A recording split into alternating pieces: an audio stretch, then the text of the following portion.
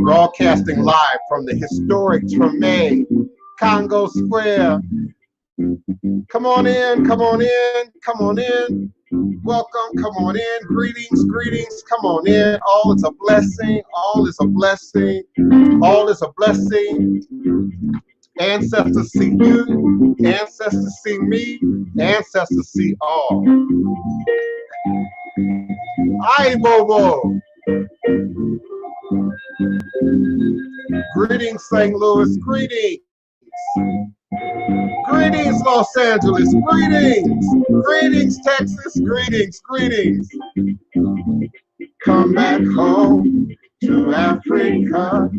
She's calling your name through the wind. Come back home to Africa. The Friday calf and golden rain are waiting for you once again. Coming back to you.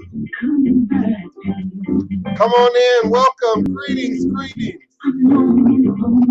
Longing for my family. Come on back. Come on back. You're always welcome at mother's house. You're always welcome at your father's house. You're always welcome at the ancestors' house. Come on in, come on in. Greetings and salutations. Greetings. To Africa. Welcome, Blog Talk Radio. Welcome at 845-277-9143. Come on in.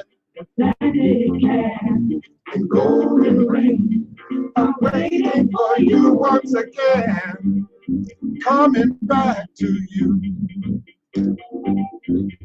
I'm longing for my family. Coming back to you. Out of bondage and now I am free. Da da da da da da da da da da da da da da. Thank you, Diane Cameron Elam. Diane Cameron Elam. Come back home by Diane Cameron Elam. All is a blessing. Yes. Greetings and salutations. Welcome. Welcome. I'm grateful for my global audience. Welcome, welcome. I'm always amazed by what country pops up on my switchboard.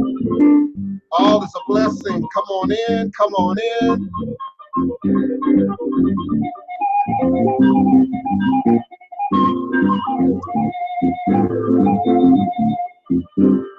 Greetings, UK. Greetings, Canada. Greetings, Germany. Greetings, Argentina. Welcome, Brazil. Welcome, Brazil. Welcome, Ghana. Welcome, Nigeria. Welcome, Cameroon. Welcome, Morocco. Welcome, welcome. All is a blessing.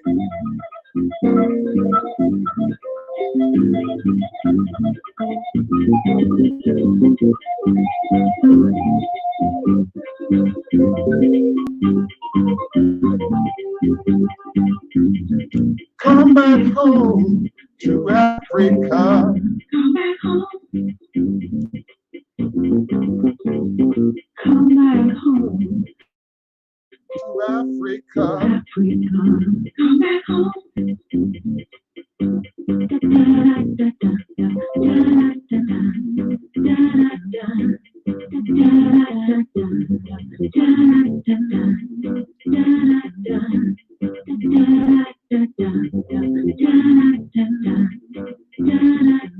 Greetings, greetings, greetings. Alafia, divine, all blessed, peace and love, joy and prosperity, revelations and manifestation, elevation. You are now sitting live with the Divine Prince, and always in archive at your leisure and convenience.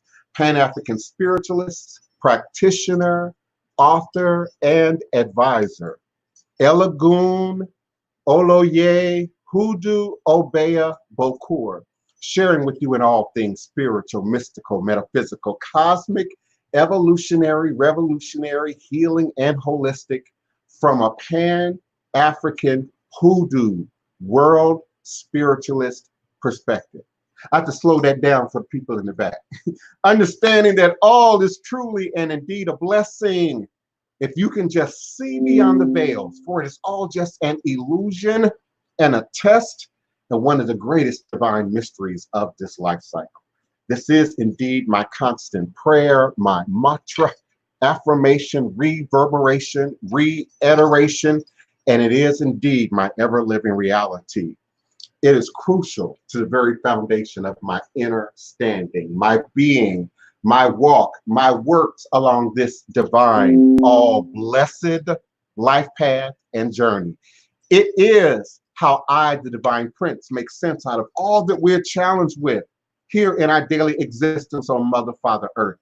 And it is my personal place of power and understanding, the place from where I begin, the place from where I realize and crystallize all my endeavors, understanding that I and I alone create and co-create my divine destiny. And I alone create and co-create my divine, all blessed reality. And so it is. Ashe, Asheo, Ashe, Eshu, Alek Buana, Kosi, Weri, Awo, Ulo, Uto, Ni Iwo, Ada Afan, Bo Osi, Obatala, Mi Ita, Ni Ibo, Onilio, Aban, Eshu. Eshu is the respected elder who flogs, confronts, and uncovers fools. The one versed in mysteries uses truth to own you. He causes scatter to feed poverty. Obatala shakes rascals to have sacrifice. The owner of warnings is the one who is Eshu, Aboru, Aboye, Aboshishe, Ashe. May our Ebo reach a room. May our Ebo be accepted. May our Ebo allow what we desire to come to pass. And so we say Asheo. Again, greetings and salutations to each and every one of you. Rain of Love, Keisha Smith, all my regulars, Keona D. Carter, our chat room moderator, Seven the Gentleman, one of our faithful participants. Welcome, Danette Gibbs. Greetings, greetings again to another powerful edition of Revolutionary Hoodoo, New Orleans Voodoo Secrets and Recipes. I do invite your questions, comments, requests, indeed your participation by way of phone or by way of your video camera, wherever you might be in the world. Our phone line is area code 845-277-9143, 845-277-9143. Area code toll free area code 845-277-9143. And when you're ready with your question, comment, or request, do press the number 1 on your telephone keypad. This will virtually raise your hand and allow me to open your mic on the switchboard. Please do acknowledge our beloved Queen, Keona D. Carter, our chat room moderator. She helps me to maintain some sense of order, and it's my extra eyes so that I don't miss your questions, your comments, your requests that might show up in the chat. Greetings, Wapani. Y'all know that's my twin. No, she's not really my twin. We almost 3 years apart, but that's my sister. All is a blessing. All is a blessing. So please acknowledge Wapani. Please acknowledge Keona D. Carter. They help me to maintain some sense of order and structure and simplicity in making sense of what's going on in the chat. Wapani, try refreshing or even using Facebook or my Twitter or my Instagram or my EarthCam page. You can view and listen and participate from various social media platforms. Wherever you can sort of find me, you should find a link back to the show. I also want to acknowledge the link that will be scrolling periodically during the show, and Keona D. Carter also periodically places it in the chat that allows you to turn on your cam and also be an active participant in the show. Welcome, Neophyte Bokur Tourist, another one of our co-hosts and faithful participants in the show. I don't have listeners because indeed I have listeners, if you will, people who listen to the show all over the world. And I don't know you. I don't see you. You don't share your opinion. You don't bring forward your voice. But my participants, they ask questions, they have comments, they have requests. They call us on our phone line at 845-277-9143. They pop up on the screen periodically during the show, and share their questions, their comments, their requests, their opinions, their criticisms, if you will. So I welcome you to be a part of this squared circle of gods and goddesses, this squared circle of queens and kings. I like to say I have the most erudite audience online, the most erudite audience in social media, particularly as it relates to ATR. This room, we take ATR very seriously. In this room, we take being a Khan, Fan, Ewe, Igbo, Hausa, Yoruba, Black in America. We take ethnicity and culture and tradition very seriously in this room. We're not just a room of witches. We're not just a room of readers. We're not just a room of tarot practitioners and astrologers, master astrologers and numerologists. Indeed, those people are part of our audience. Indeed, those people are present. But greater than how we show up on earth, greater than how we show up in carnality and physicality and materialism each and every day, greater than that is how we show up in spirit, how we show up in truth, and that ultimate demonstration that comes through. Don't tell me what you believe. Don't tell me what you understand. I don't want to hear what you've read. I don't want to understand who you followed, because indeed it shows up in your demonstration. It's easy for us to say Islam. It's easy for us to say I'm a Christian. It's easy for us to say I'm a voodoo practitioner. It's easy for us to say I'm a hoodoo man, a conjure woman, a root doctor. It's easy for us to say those words, but how do they show up in your demonstration? 24 hours a day, 7 days a week. And they say the height of integrity is that which you do when no one is watching, that which you do when no one is there to witness it. It's at the height of integrity. I was told, I heard. So what does our demonstration say about our level of commitment and respect for the ancestors? We always have to start with a room. We always have to start in heaven. We always have to start in the realm of those who came before us, those who laid the way, those who made the foundation for us to walk on. Listen, I'm not just talking about Lukumi or Yoruba or Ifa or Fa or spiritual cultural traditions. I'm talking about that DNA memory that exists in your blood. I'm talking about those habits and those tastes and those likes and those dislikes that stand up in your blood, that show up from your past, that show up from your upbringing, that show up sometimes even from your past lives. And what does it say now about your work? What does it say right now in this moment in time space about your demonstration? And what does our demonstration say about our level of respect for the ancestors who we honor and glorify and acknowledge and push forward each and every day, whether it's in social media or in our real waking lives here on the ground?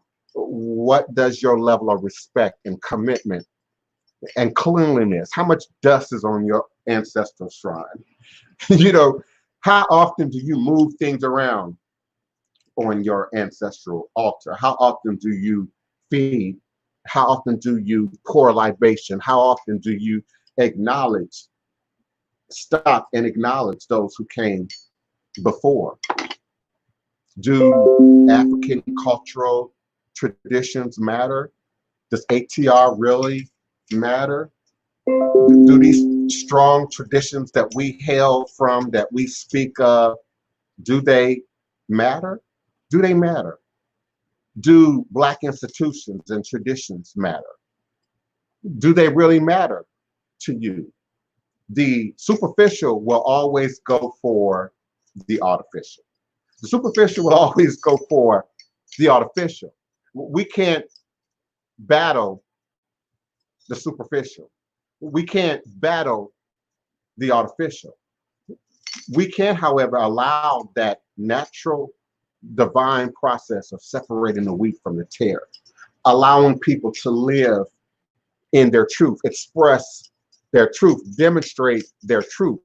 It always gives us an opportunity to take another course. It always gives us an opportunity to rethink our plan.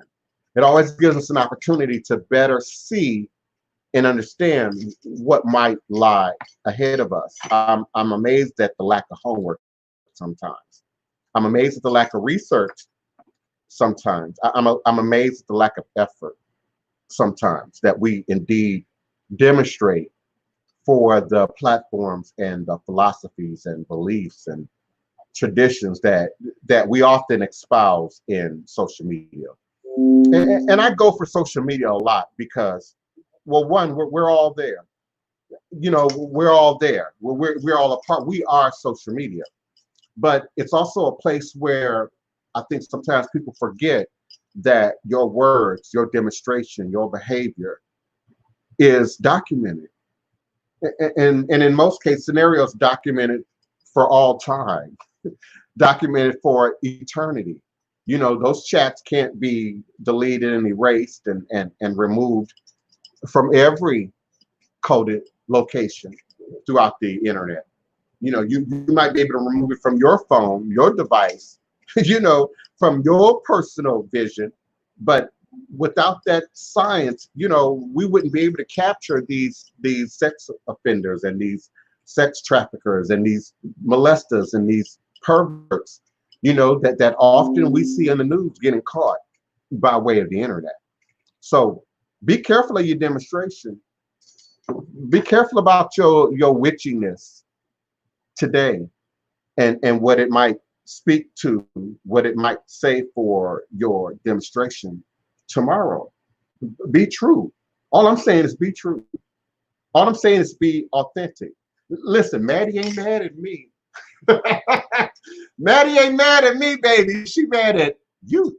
She mad at you. And so we got to monitor our demonstration. We got to.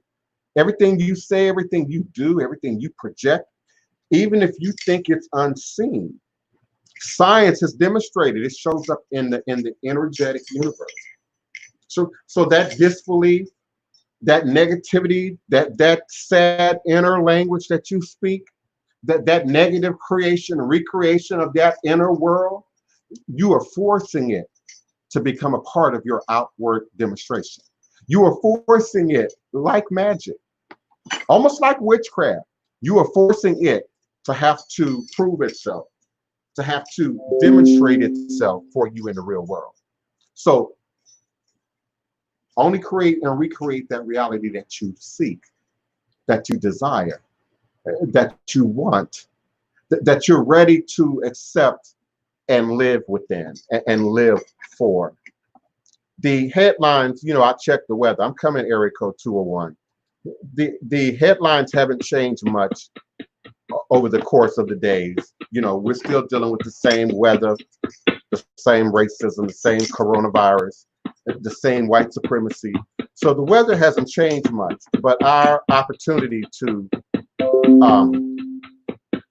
address it and take a different course is what's available to us right now in this present moment. Area code 201, beloved, your mic is open. You got a lot of background noise. Greetings. Greetings. I don't know where that noise is coming from, but you can't trying to get out of business. Who's calling? Greetings. This is for Blossom. Say that again for me. This is Adasa. Adasa, greetings, beloved. And where are you calling from? Greetings. I'm calling from New Jersey. Welcome to the show. Do you have a question or a comment for us today? Thank you. Yes, I do. I do have several questions that I think you can definitely help me with this. I know that my ancestors are trying to send me a message, and to be honest, I've been neglectful of giving them the attention that they needed because of everything that's going on between working from home and just basically, surviving during this pandemic and the restrictions of being able to move about and, take care of the things that I need to take care of. Mm-hmm. And recently, I was working in my mother's house. I was in the yard gardening. She knows I love to do that. She knows that's when I get my downloads and my connections. She knows that because that's what used to happen to me when she was here.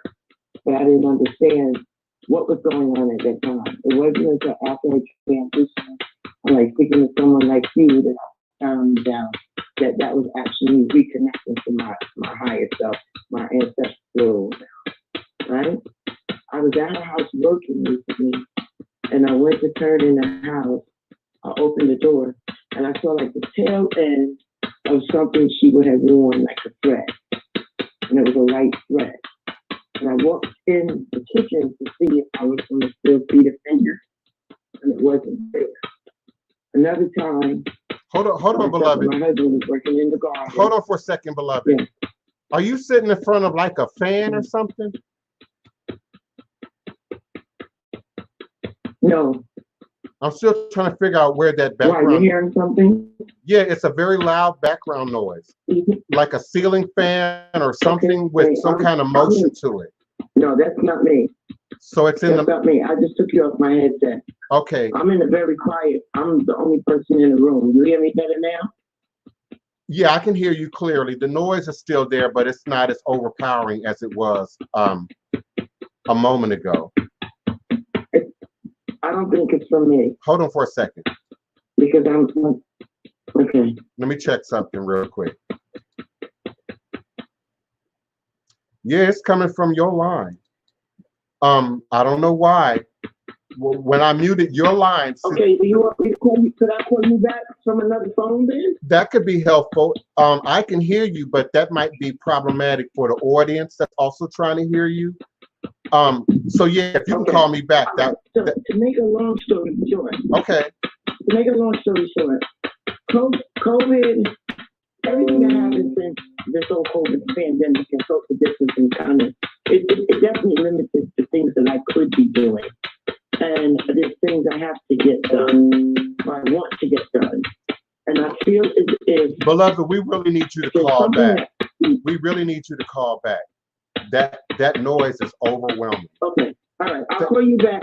It'll be from 973 area code. All right, thank you kindly. I'll just get back in line. Thank you. Dan Gibbs and who originally asked that question about Congo Square.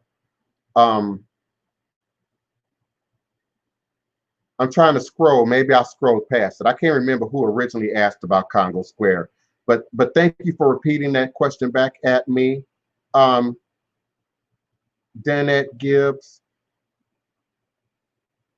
Was it Neophyte Brocour? I can't see who originally asked that question, but yeah, Congo Square is open. Danette Gibbs asked for Congo Square back open. Greetings. I thought somebody asked before her and then she repeated it. But it's okay. I'm going to answer it before I go back to Adasa. Congo Square is open. It's an open space. It follows the same laws, if you will, the same jurisdiction as any city park within the city of New Orleans. Now, you can't gather in groups. You can't draw a crowd. We can't dance and drum and hug and come together the way we traditionally have approached that. So we've been looking at new ways to evolve Congo Square and how we interact in Congo Square and how we indeed come together in Congo Square. Many of you know my geographic location. Congo Square, my front yard, literally my front yard. Treme Rec Center is my backyard. Congo Square and Armstrong Park and Mahalia Jackson is my front yard. It's just a matter of feet for me to leave my door and go and be in the park. So I'm feeding the ancestors. I am Elagoon, Oloye for Congo Square as it relates to the ancestors. And I'm going to hold that down if nobody holds it down. I'm going to invest in the ancestors if nobody invests in the ancestors. And those of you who feed Understand, raw honey with the comb ain't cheap. Produce, especially now, it's not cheap. Meat right now is not cheap. For your meat eaters and those who provide meat, to your ancestors. I heard a pound of ground beef was like $13 right now in the stores. And I warned you. I said it was coming. Didn't I? Adasara, didn't I say back in March that there was going to be a food shortage and that people needed to be prepared for that? Greetings, beloved. That sounds so much better.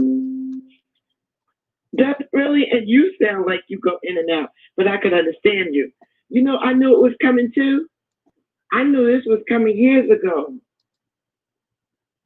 Yeah, and I just pray that you, like I did and like many others, just prepared for it. We can't just be aware and then not prepare. And that's why I stress all the time that people keep a journal, write these things down. It's our proof often. It's our roadmap even as it relates to navigating, the seasons and the weather that life might project and direct at us. Now, Adasa, if you don't mind, I want you to go back and do that whole thing over again so that we can hear. Okay, I'm gonna try to summarize it. I know that there's certain things that I should have been doing, but I've been neglectful, being overwhelmed with a lot of responsibility. So I know I'm the person who has to go and to my mom's house and clean my ancestral altar, make an offering, do things that I know she would want me to do. Recently, I went in her home while I was working in the yard, and I walked in her home and I saw the tail end of like a house dress. And it looked like it was something my mother would wear, and it was white. And when I entered the room, the figure was gone. Another time, my husband and I was working, and the alarm kept going off on the car. But it was the strangest thing because the alarm never go off. It kept doing it over and over again. And then when we returned home, it stopped, and it never happened again. I know there's something, not because of just these two incidents. I just know it in my spirit that there's something that my mother wants me to know or do right now. And I'm not sure what it is. You should absolutely seek a consultation with someone qualified to address ancestors, to help you to connect with ancestors. For those of us who are initiated and a part of, structured systems like Voodoo, Lukumi, Santeria, Nago, Yoruba tradition, we have a way of addressing that. We have a blueprint for that. But even in the average Black house, if you go back to the 70s, if you go back to the 60s, if you go back to the 50s, there's always that table in the house that had that dusty Bible on it, but a bunch of pictures of folks who had gone on, grandma, great grandma, cousin who got murdered 30, 40 years ago. They would be placed sort of in this position of honor and acknowledgement, in our homes. And so even various religious folks under the sound of my voice, ain't picked up their sacred text in months, got dust on it. So spirit will respond to that. Spirit will absolutely respond to that. The Asian culture has gifted us with this thing we call feng shui, which is the idea that energy moves through your house, through your environment, through your business, through your fields, in a very direct and structured pattern. And we can set up roadblocks. We can set up artificial containments that trap that energy, and it's not always in our best interest to do so. So it could be as simple as, girl, go dust off that house, depending on how clean she was. It could be as simple as, you ain't cut this grass, depending on how, meticulous she may have been. It could be a very simple thing. And those are the two things. We were outside taking care of the outside. We didn't get to go into the inside because I don't live there. I intend to move in the house, but I know I have to go in and put certain things in order because she was very, very particular with her things. When I tell you to the nth degree, she was particular with it. But I've been stretched because of this social distancing, and we were shut down completely. Yes.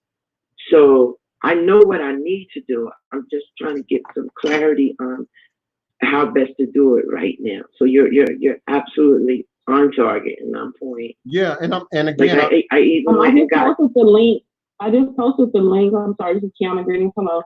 I just posted the link. If you want to go ahead and send a $45 minimum donation and do a live reading, you can, or you can do a reading. Yeah, I'm not going to address it. And I put the link in the chat. Yeah, I'm not. So it's on BTR. No, I can't address her ancestors live on air, and particularly the questions she's asking. I need you to send me an email. Because I am gonna set up a conversation with you. Yeah. I just want that. I kind of like need an answer now to push me past this one hurdle that's in front of me. But I do need to set up a conversation. You're asking me. There are some things I need your help. You're asking me to diagnose you and your entire family. No. Live on air, right now in this present moment in time space, with everybody watching and listening and participating. And that's not professional. Okay. That's not professional. Your ancestors might not even like this forum we communicating in. You know, I did a reading for Big Frida, and that came up in the reading with Big Frida. His mother was devoutly religious and would not have been happy about a reading or a consultation, etc. So it's a private affair. I liken it to going to see a doctor, you know, and wanting a prescription or diagnosis without any real consultation. And I'm not prepared to do that. No. All right, I follow you. So I'll fall back. I just want to acknowledge what you were talking about earlier. I realized when these things were occurring that may have been the situation. She wanted me to attend to certain things, and I had not been able to make the time. Yeah, again, as I said, it could be as simple as cleaning that space. It could be as simple as paying. Could you just give me the contact information, because I am not online and I'm unable to go online right now and actually see that link. Okay. I'm working from my computer. Okay, you can reach me at www.houseofthedivineprince.com. Houseofthedivineprince.com.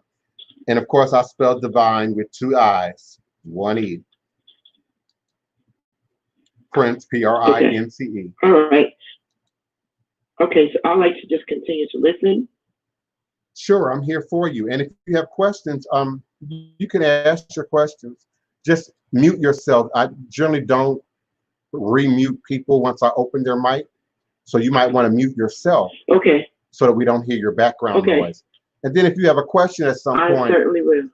You can come right back in. Okay, thank you. Thank you. And thank you, Kiana, for all that you do to help me to maintain some sense of order here. But the $45 on-air readings are my basic readings. And generally speaking, they would have been my basic tarot. But you all heard me say a few days ago, I'm giving up tarot. I'm not doing tarot for the most part anymore. I'm not promoting other practices, traditions that step outside the range of ATR, traditional practice, if I'm to remain authentic to who I say that I am. And I've used tarot over the years because it's universal. Indeed, it's universal. And I felt that by way of tarot, even with the Egyptian tarot, I could address any question, comment, request, whether the person had any connection to voodoo or not, any connection to their ancestors or not, and addressed general questions. But I can do that with the shells. I can do that with the palm nuts. It's just going to require a re-education of the people who seek consultations with me and from me. So that basic tarot platform is evolving. And that would be what I would use here in addressing any live reading on air. But if we're going to get into your business, if we're going to get into your ancestors, you know, just like seeing your physician or your gynecologist or your psychologist, we're not about to do that live on air. Your ancestors can be profane. I've had ancestors use profanity during a divination. I've had ancestors say aggressive things during a divination. I've had ancestors reveal secrets, you know, during a divination. When you think of Haiti and Haitian voodoo and Gede are not invited like a gungun. Gede are not invoked to come on in the way you do in Lukumi or Nago Yoruba tradition. Gede are acknowledged, are fed, are placated, and they're sent back. We ask them to stay down. We ask them to stay still. We ask them to stay quiet so that they might heal, so that they might be perfected, so they might be created in the next realm, in the next dimensional space, while moving on their journey. And so we feed them on the floor. We feed them on the ground. But often your table is for your ascended ancestors, those egoos, those higher evolved spirits that often did great and powerful things in life, healing and nurturing things in life, profitable and prosperous things in life, and then go on to further those things in the other world. When I'm in financial distress, I call her my grandmother. I call her my mother's mother, who could pinch a penny until Lincoln would holler. Okay. I call her my grandmother. I evoke the spirit of my grandmother. You know, when I'm going into battle, you know that look, Key, on when I'm going into battle, there are people in my lineage that I invoke when I'm going into battle. So there's a way to acknowledge the spirit indeed. We all acknowledge spirit. I'm going to make that clear. We've all had that dusty Bible, that coffee table in the living room, that corner table, you know, that we keep the high school graduation diploma and the funerary pictures and all this kind of stuff. I just ask that you separate the living from the dead. We don't acknowledge the living and the dead together in Voodoo. We don't acknowledge the living and the dead together in E5. You don't acknowledge the living and the dead together in Nago tradition. So just don't bring the babies and the new kids and don't put them on that table. But let that table be for grandma, for granddad, for mom, for dad, for brother, sister, for cousin, you know, for dear friend, dearly departed, who've gone on. And keep it clean. Acknowledge it. Show some interaction with it. You know, my initiates sometimes get frustrated with me because you can't ask me a question about the ancestors or ancestral shrine or ancestral work without me wanting to see that picture. Boo, did you send me a picture? Did you email me a picture? Let me see that space on which you say you acknowledge and respect and honor these great ancestors for. Because in that, there's movement. In that, there's activity. In that, there's motion. You know, my mom was meticulous when it came to cleaning. It was passed down through her family, from the Harris women on my mom's side of the family. My mom was like white glove, okay? So we had metal Venetian blinds back then. I know you don't even see those anymore. You know, they had to be cleaned, you know, seasonally, and your drapes and the corners and the floorboards. And my mama could spot a smudge, a dust bunny underneath the beds, you know, those tucked away places where you don't think about often when you're being a kid, when you're being lazy, when you're not detail oriented. And so that's in my blood. It also comes through in my instruction, and particularly on ancestors. I can see your love, your commitment, your respect, as it relates to your ancestors in those pictures. So, like you said, beloved Adasa, keep it clean, monitor that yard, keep up that garden, you know, don't let that house fall into disrepair, don't abuse it, don't rent it out to people who are going to abuse it, you know, don't sell it off, you know, which is happening in a great deal of our families. We've had houses and land, you know, taken over by corporations, taken over by industrial parks, you know, Kirkwood, Missouri. Hello, Meacham Park, Missouri. Hello, you know, historic Black enclave when there was segregation and we wouldn't have had a choice. This was my mama's generation and before, you know, and now the 90s, 2000s, it's an industrial park. Meacham Park is now a memory. Meacham Park is now only in the memory of those of us who enjoyed and participated in what was Meacham Park. I remember the block parties. I remember the Black Motorcycle Club. That's the first time I had ever seen a Black Motorcycle Club was in Meacham Park, Kirkwood, Missouri.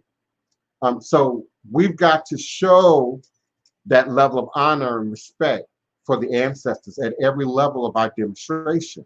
It's real easy to say, I acknowledge and honor my ancestors, but you won't acknowledge and honor your grandma or your grandpa or your great-grands or your old auntie or your old cousins. But you say you honor and acknowledge your ancestors. You say you honor and acknowledge your ancestors, but you don't show children due respect. Your children, your family's children, your neighbor's children. They are indeed the first immediate coming out of the spirit realm is our babies and our children. Their last memory is from the realm of the ancestors. And so if we don't acknowledge our elders, if we don't acknowledge the old people, if we don't acknowledge the sick and infirm, you don't acknowledge Eshu. How do you say you acknowledge Legba? How do you say you acknowledge Antiban? How do you say you acknowledge Eshu, but then you don't acknowledge the sick and the infirm and the handicapped, and you don't see them? They're invisible to you.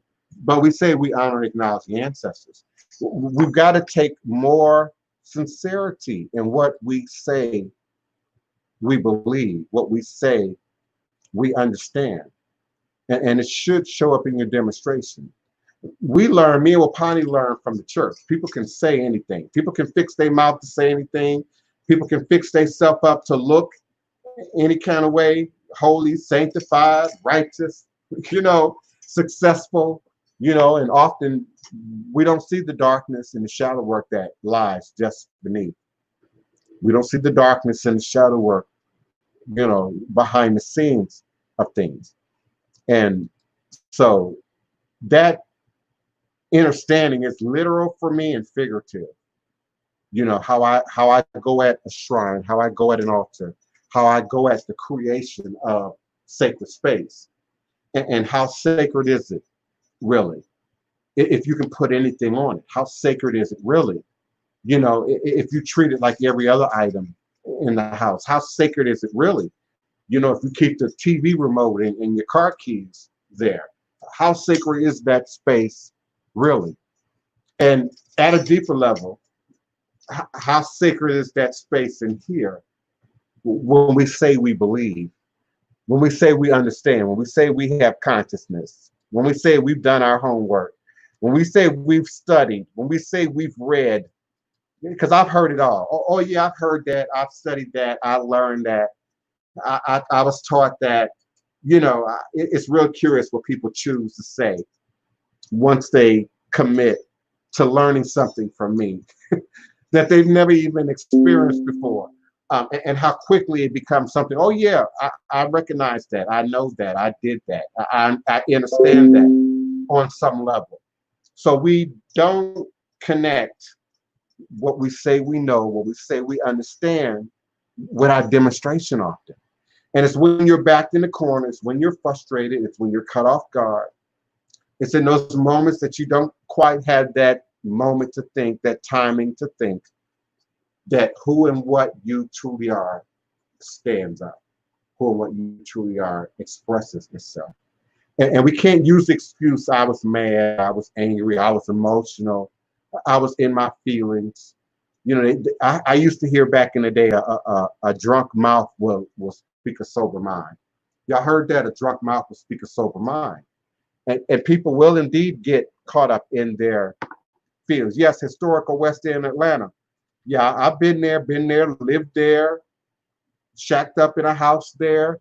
Yeah, West End Atlanta is another area, historically Black community, Black enclave, that's now being gentrified. It's now being bought over, bought out, bought over, worked over, and redone. And so, again, that shows our level of commitment to ancestors. That shows a level of greetings, Mom. That shows our level of commitment to what we say we really believe and what we really understand. So that my mom taught us as kids, we now call that feng shui. We now look at that as something complicated, something elevated, and we see that with each generation. You find out about bay leaves and it's the best thing that's ever happened to you. You find out about sage and it's the best thing that's ever happened to you. And these items, these herbs, these processes, predate us, precede us, And so we find a new way to package it, a new way to look at it, a new way to understand it, a new way to put it in a modern and present context in which people can work it and apply it, and often without great complexity. We live in a society that seeks the 7-Eleven, Burger King, have it your way, the quick fix route to things. But there's no quick fix route to healing. There's no quick fix route to self-empowerment. And self-empowerment is a lifelong journey. We never stop learning. We never stop exploring. We never stop delving in. We never stop trying to make sense of. We never stop trying to renew ourselves. And what we understand is our God self in Voodoo, our God consciousness. Area code 314. Is that Wapani? Yes, it's me. Greetings, beloved. Thank you so much for calling in. How you doing? I'm doing well, all is well. I wanted to speak on what Queen Mother had said, a cluttered home is a cluttered mind. And I say a cluttered environment is a cluttered mind. And I messed up once. They were having problems with Christopher when he was in school. He was very advanced, but they would not put him forward. And I told the teacher, I was sitting in her office, and I made that very statement. I keep my son's room tedious. My house is tedious because I believe a cluttered environment is a cluttered mind. And the look she gave me, and then I started scanning her room. Oh my goodness, boxes, papers everywhere. But the point I'm making is, it's been a struggle in my home to keep my entire house the way I want it, because I am a drop of estrogen in a sea of testosterone in this house. And back in the 90s, 93 is when we married, it's just a struggle. So now I've finally gotten to the point, my room is meticulous, my inner sanctuary is meticulous, my bathroom is meticulous. And now within the last couple of weeks, when we spoke on your program before about setting up an altar or a sacred space where you are, once I did that, my personal area is meticulous because I need that level of order in order to be comfortable with myself, even to be able to think. So I don't know if it's over sensitive or not, or the way we were raised, our foundation. But I need that. If I want to create, if I want to sit down and write, if I want to do any crafting, if I want to meditate, my environment has, when I say meticulous, yes, there's no dust bunnies, there's nothing on the carpet, everything is in order. And for some reason, I just keep feeling this draw to have fire, water, mineral in my environment wherever I am when I'm meditating at that moment. What do you say about that? Sometimes I feel like maybe I'm just being oversensitive, but this isn't just a feeling. This is like a knowing on the inside. I have to have those things in my immediate environment if I want to go into any deep level of meditation. What do you say about that? Well, it's several things. It's a connection of spirit. I believe, I always have believed that when people are truly open to spirit, truly, in the most organic way, you get downloads of information. God, the ancestor spirit realm would download information that you didn't understand, didn't know, weren't even aware or conscious of previous. And then you wake up, you gather this knowing that you express, that you demonstrate.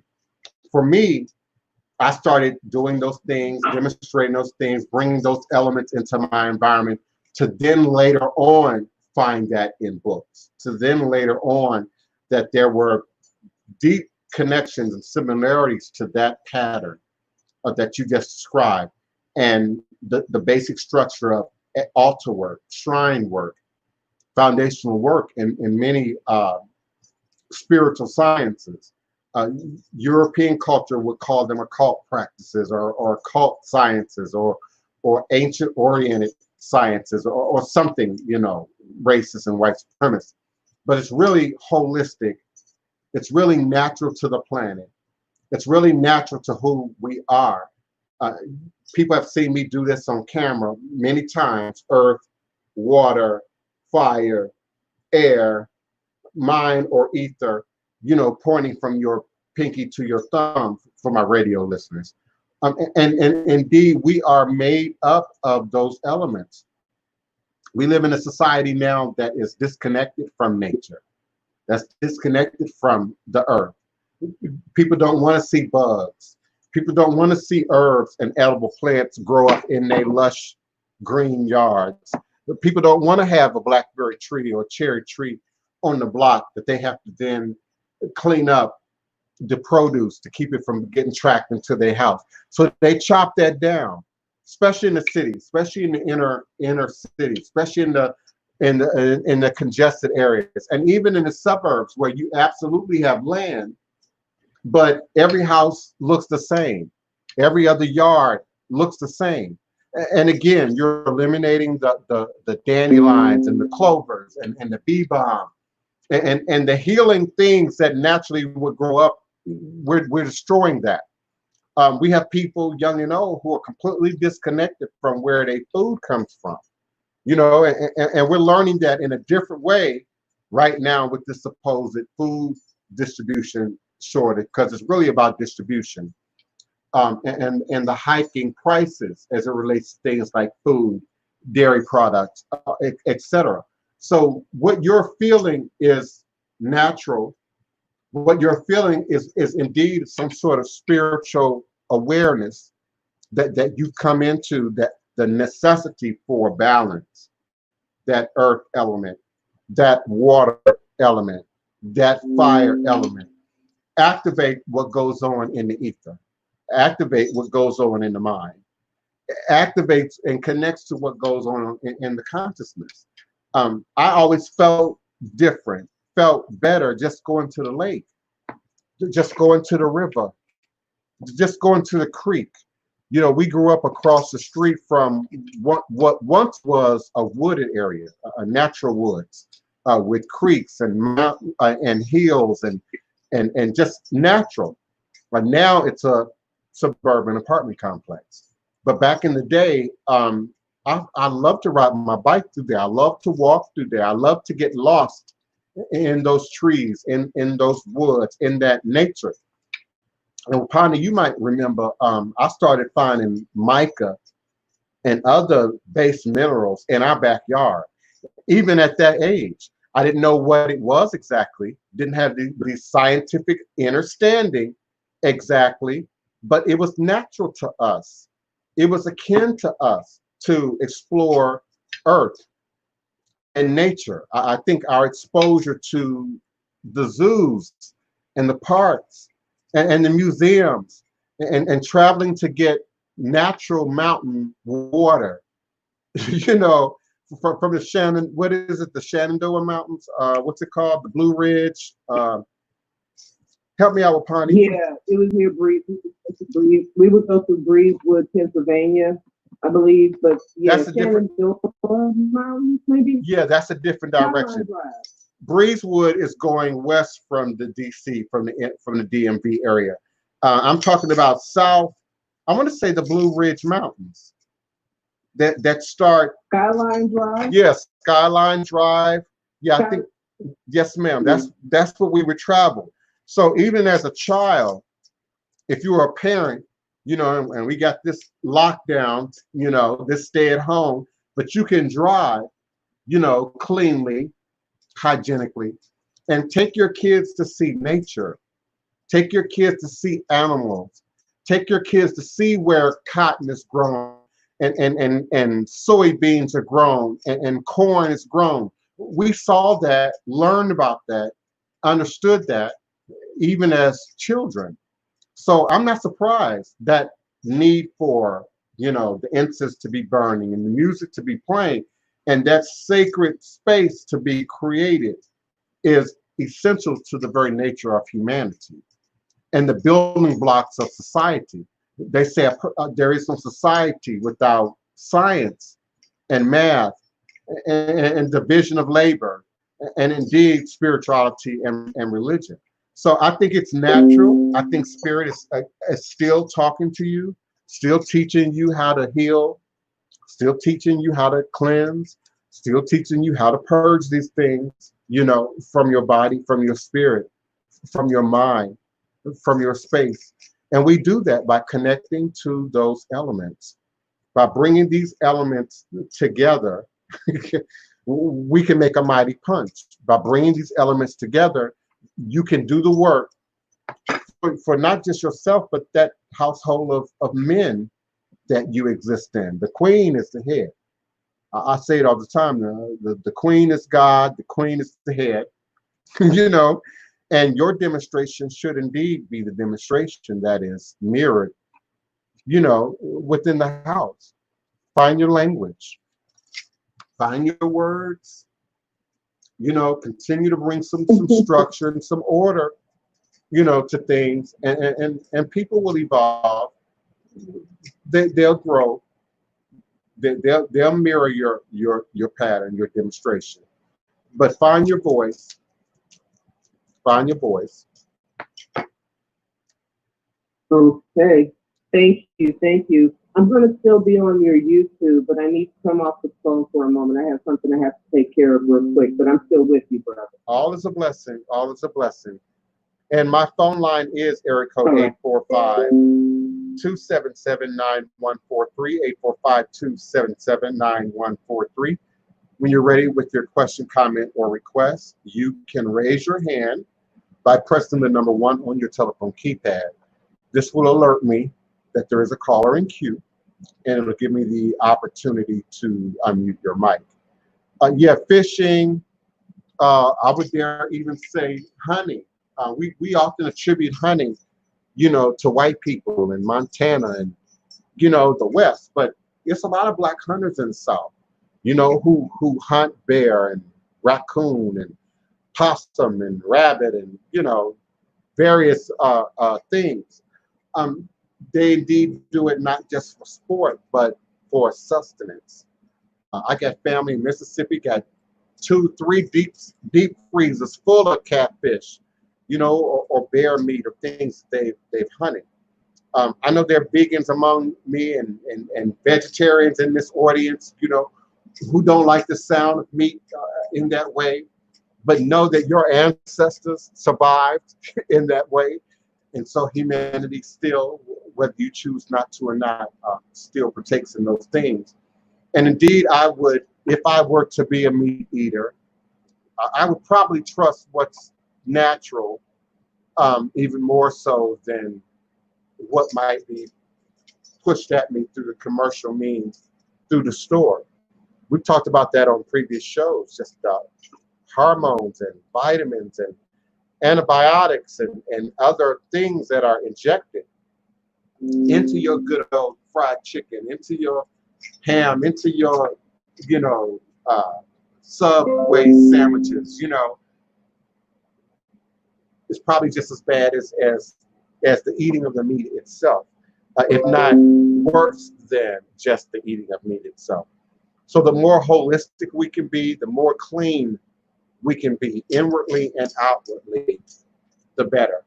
And eating good, eating right, having things, having stuff, having your bills paid, having your rent paid, your mortgage up to date, your car note up to date, but being unhealthy on the inside, unclean on the inside, imbalance on the inside is indeed what we're here to address, what we're here to touch on. So continue to bring those elements together, Wapani. Your crystal, your mineral, your stone.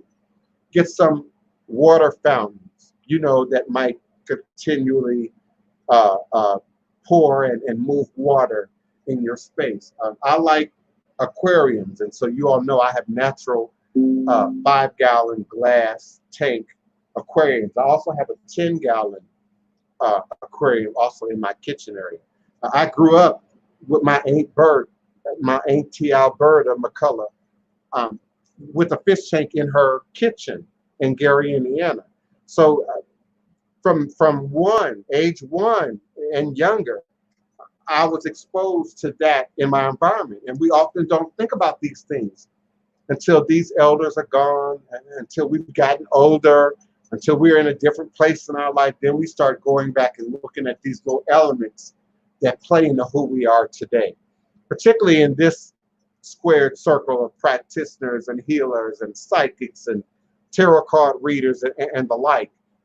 When we're trying to piece together heritage, trying to piece together lineage, you start going back in your memory and trying to connect dots in terms of that surviving the blood, that surviving in ancestral memory as a part of what courses through our veins. So growing up with a fish tank in the kitchen, you know, growing up seeing my grandmother garden.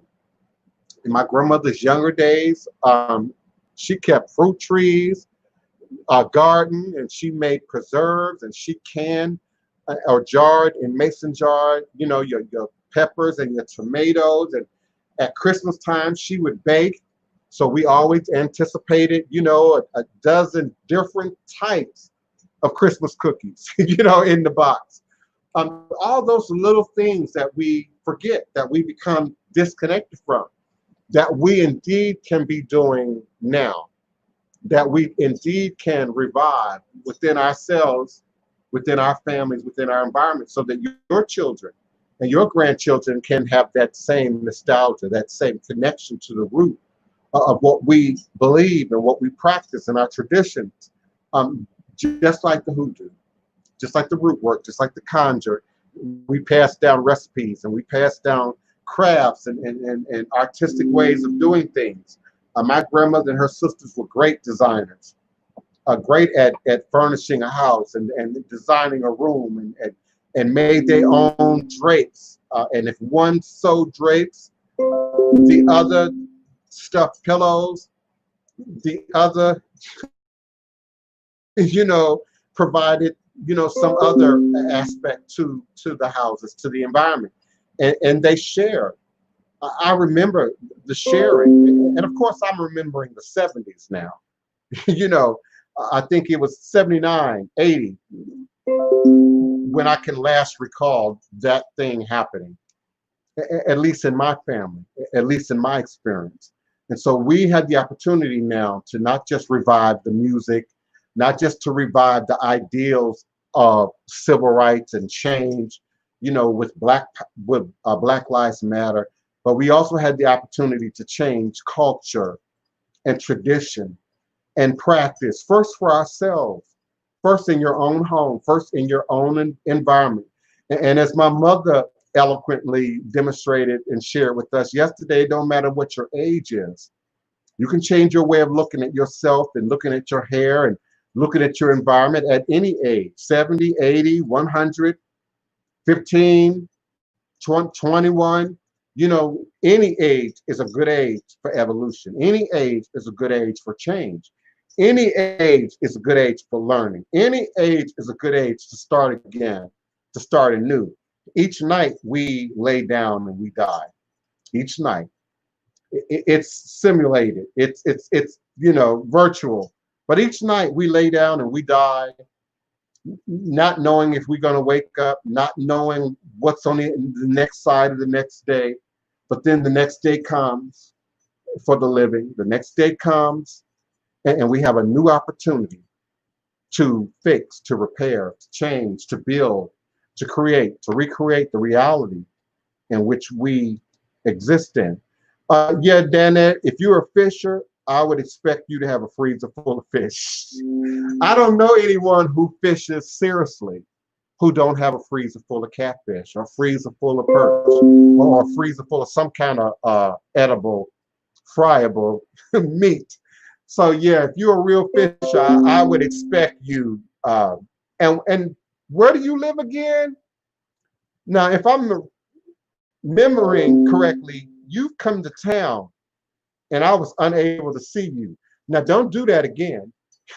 Now, if you come into town, let me know. You can text me, you can email me a few days ahead so that I can clear out some space in my freezer for some fish. Danette Gibbs.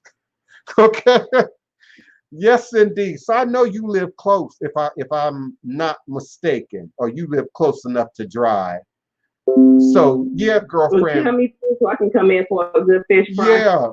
Yeah, we can have a fish fry. We can social distance. Chef Bougie. Chef Bougie can help me on to put the grease in and the seasoning together. Look, I'll bring the drink. I'll bring the drink. Okay, yeah, you bring the drinks and the alcoholic beverages.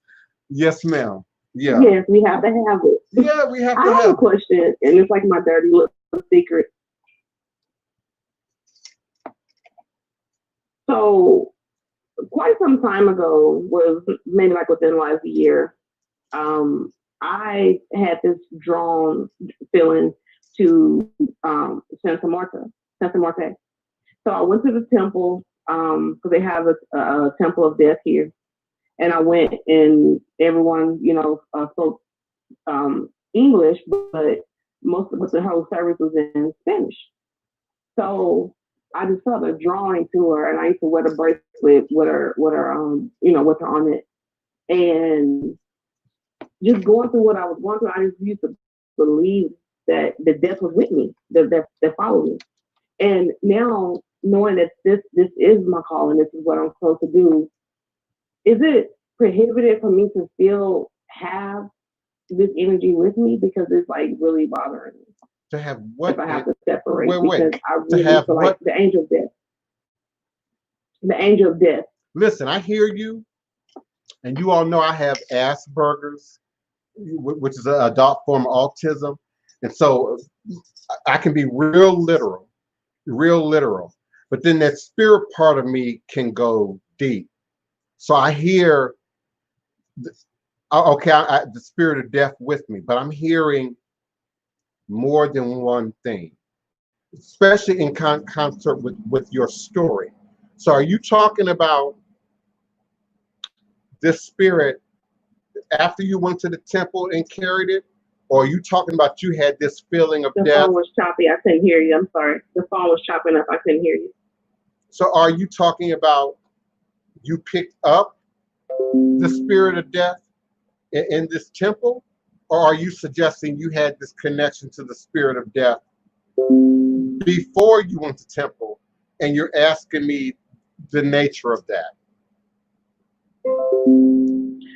The latter. And I feel like that she's always been with me, not in a scary type of way, not in a spooky type of way, but in a motherly type of way, in a protective type of way. And when I went to the temple, I could feel her, and I wasn't afraid, And I felt like it kept a lot of things away, and it was clear to me, right? And so I'm thinking, okay, when I'm on this path, I don't want to just, you know, say I don't have this energy when I know that I do, you know. So I wanted to bring it up. It doesn't necessarily I was mean. thinking about it earlier. Yeah, it's different than a prediction. It's different than a premonition. Nothing that you said suggests, okay, let me use myself for example. I never thought I would live to see 35.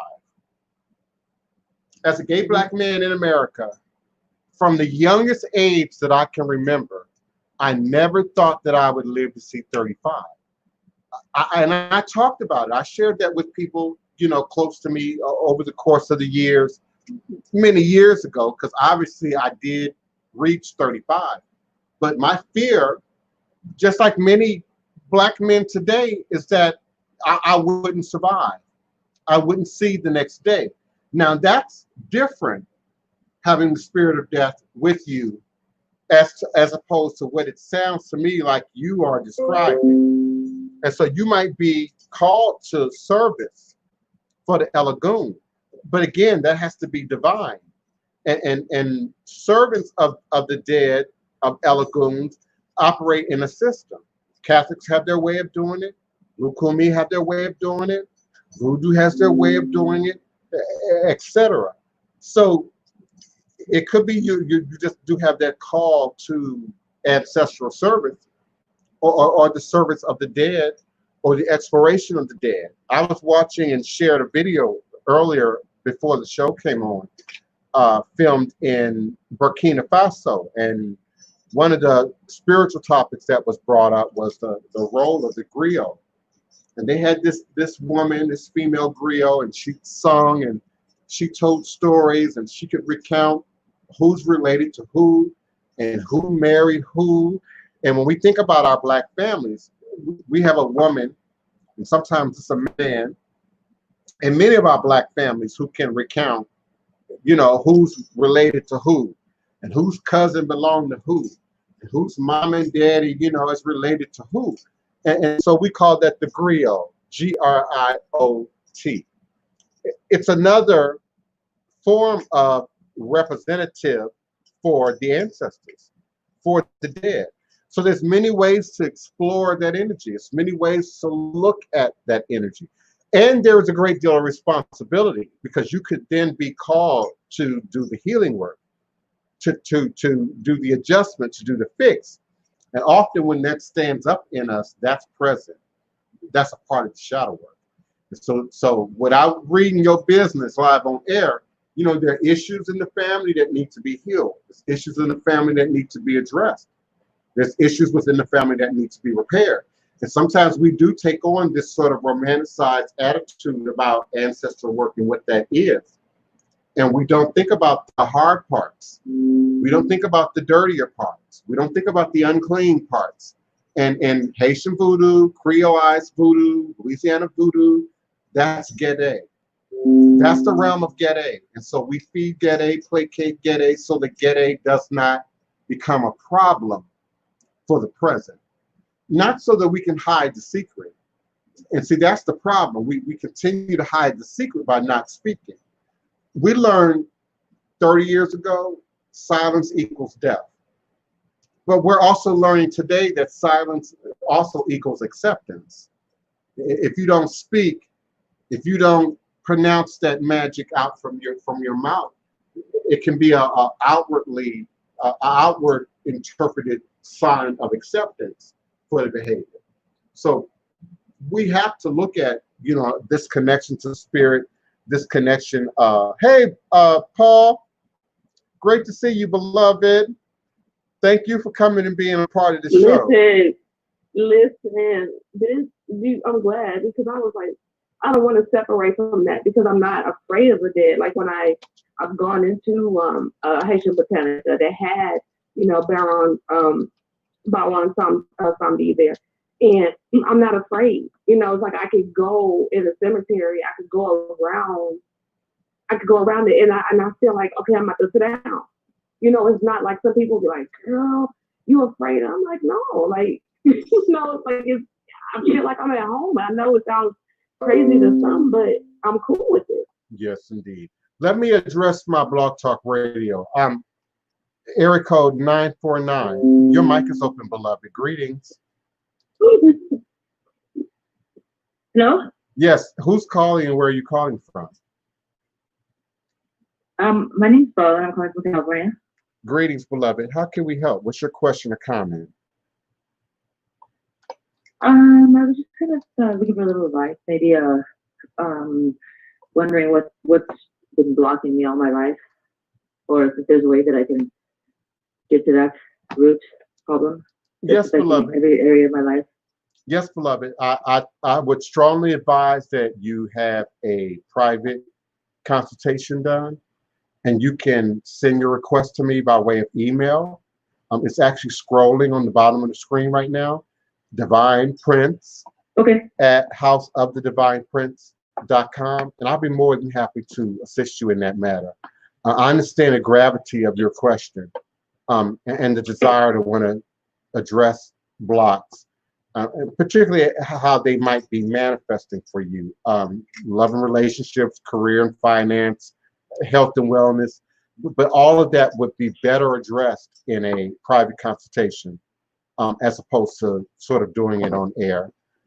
So please visit my website at www.houseofthedivineprince.com.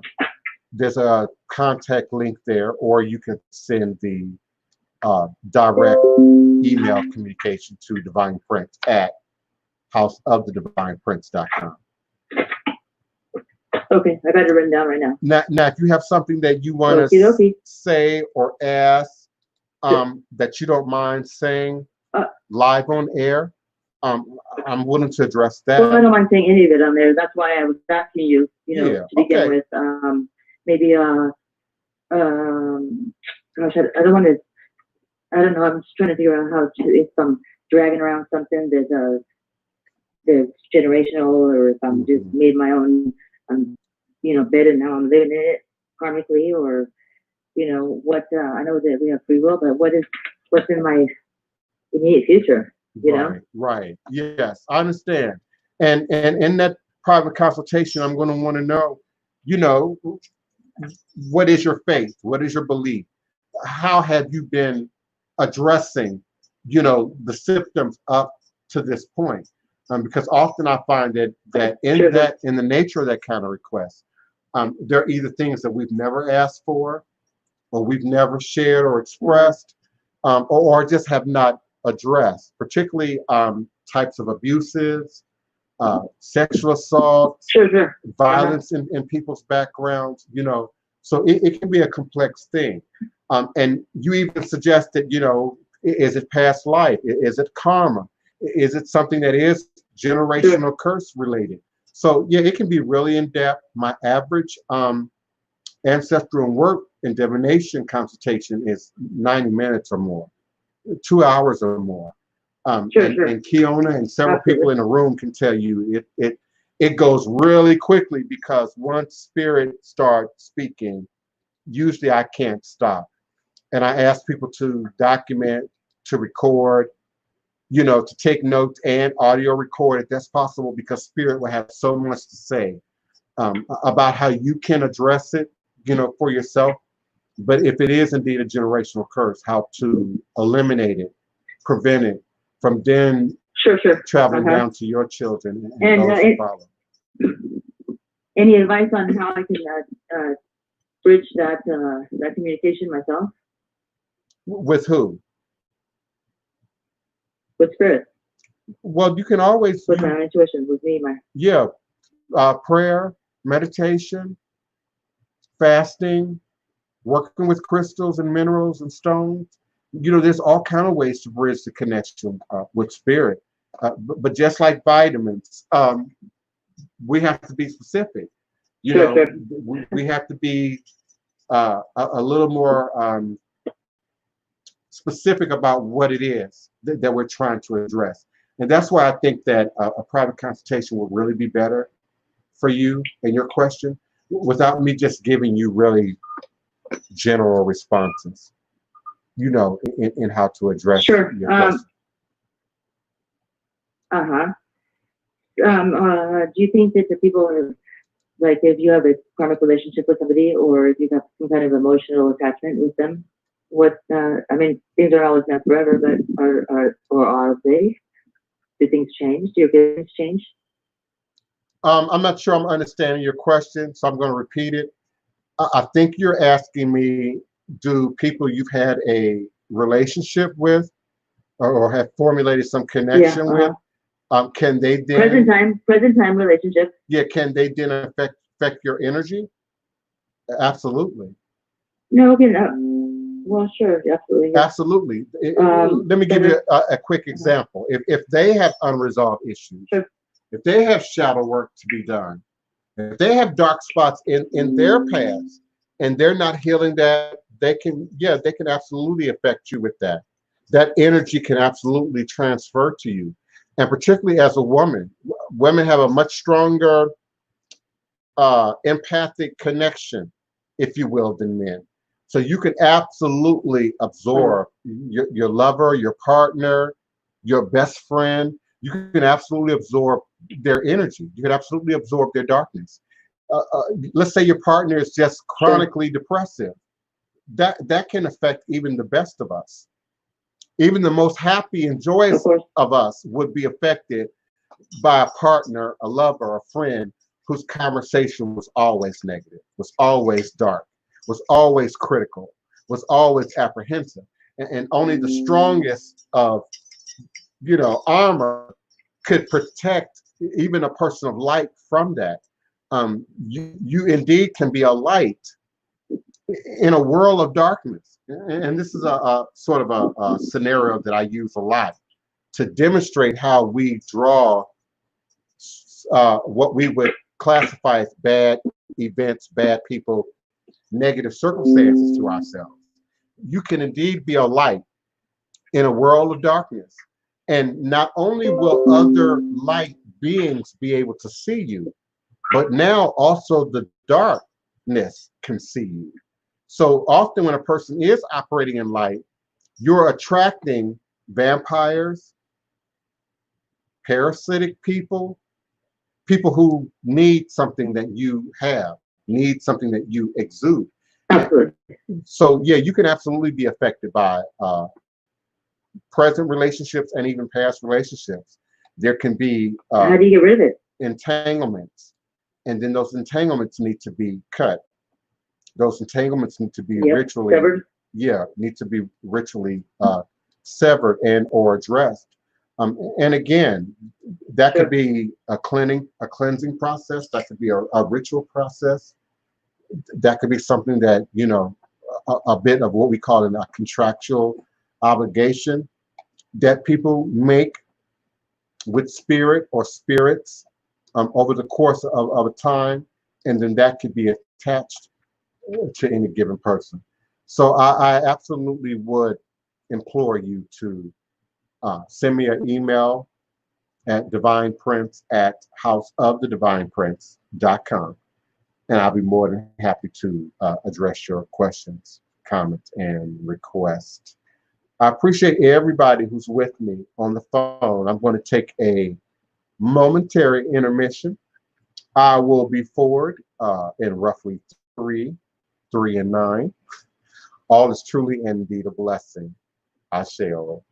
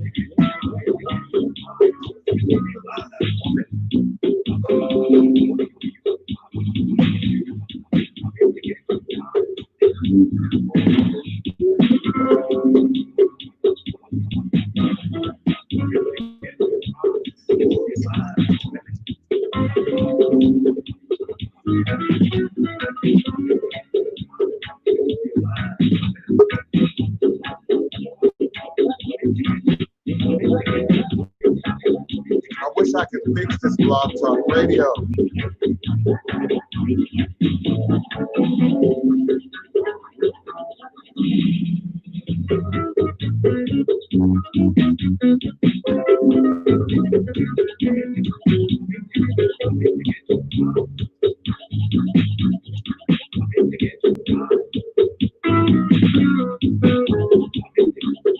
Yes.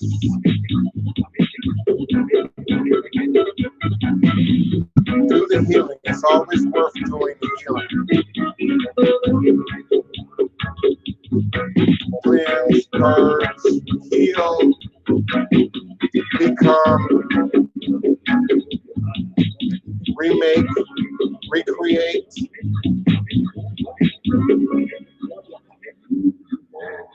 Renew, repair.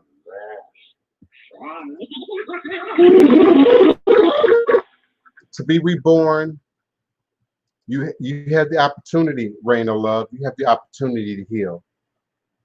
Part of the work has already been done. That's your awareness. That's your consciousness.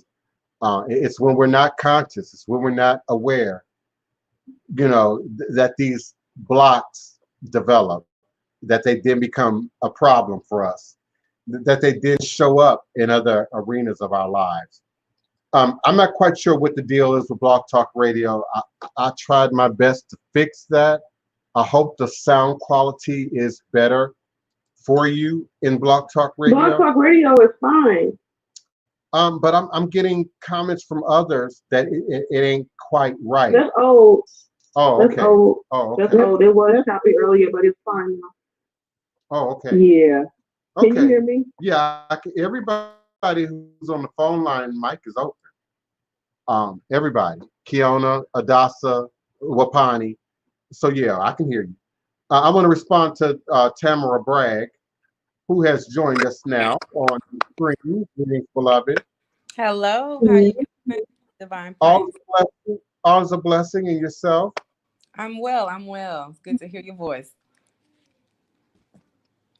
I was yes. What's your question? Yeah, I wanted to know how can a person, because we've been in the house for months now, and it's me and the kids, and we're limited with where we can go and what we can do. So I have been like really drained by being isolated. How can I renew my energy but still maintain this system of having to be in the house? Also, as an empath, I talk to a lot of people. I'm the person that people call and get advice from, or talk to me about their problems or things like that. So I take on a lot of their energy, and then by me being stuck in the house with everything going on, it's just like bottled up inside, but I need to release it. What do I need to do to get this energy off of me? Now listen, we don't need to know your address, but where do you live? You live in the city? I'm in Baton Rouge, in the metro area. Okay. So how much of a yard do you have? Let me ask a few questions. Don't respond. Just hear Okay. me. How much of a yard do you have? How far are you from nature, from the park, from the lake, from a stream, from a wooded area that you could get away, even if it's for a minimal amount of time? Are you the only adult? Did you say that? Are you the only adult? Yes, right now I'm the only adult in the house. I won't be in the next few months, but for now I How am. old is how old is the oldest child? So I have a 10, a 6, a 4, and a 7 month. Woo, girlfriend. Oh my goodness. I bow down to you, Queen. Oh my goodness. Yeah. Your hands is full. Because Yes. it ain't like you can duck. It ain't like you can, unless they're asleep. Now Rapani might want to speak to this. Now, you might prepare some time when they're asleep, that those wee hours of the morning when you know they're down for the count, and you're not worried about them getting up. You might need to then take that time to light your incense, Hmm. to turn on your water fountain, and to reconnect with yourself, with Right. your body, and with your spirit. And as simple as starting with your hands.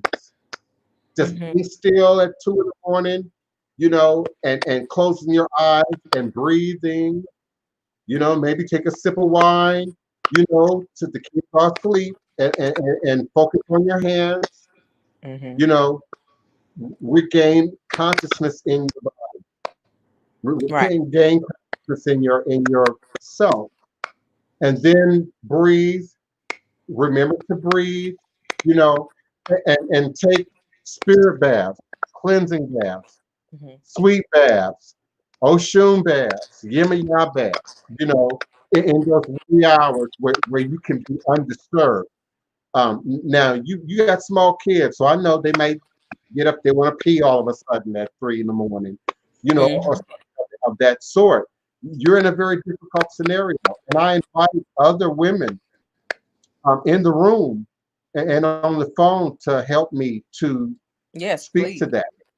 You're describing a scenario I've never really had to be in, whether it's a child or a human. Right. Typically, I live by myself or only with a few godchildren or initiates, and they be full grown, usually men. And Hmm. even in that, we can organize faith, we can organize time. Hmm. But when you're the mother, when you're the breadwinner, Hmm.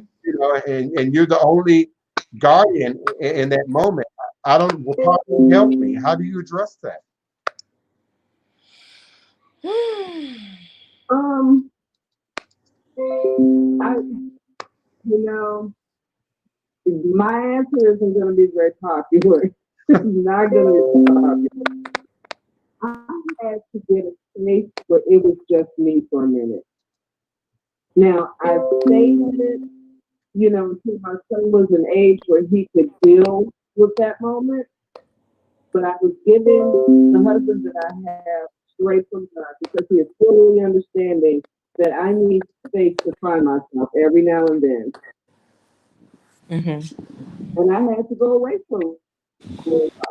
I had to leave to collect myself. And when I came back, I was in order. He was in order. Christopher was in order. And that's the way I was able to maintain. Now, beforehand, it also has a lot to do with focus. I had a full-time job. My husband was an over-the-road truck driver.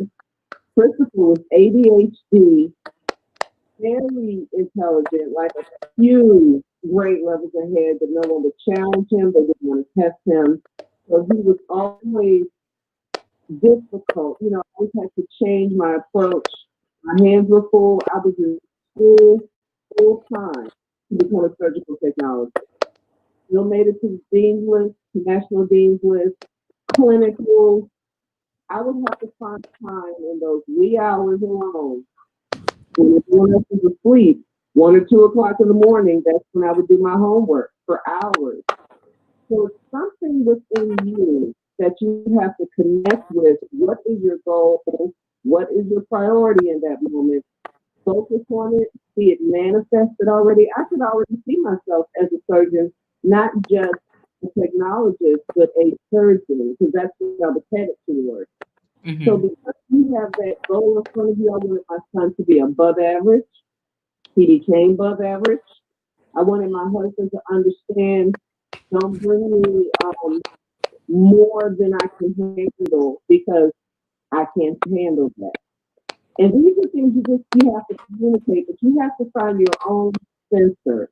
You have to find your censor. I've always had a sanctuary in every house I've ever lived in.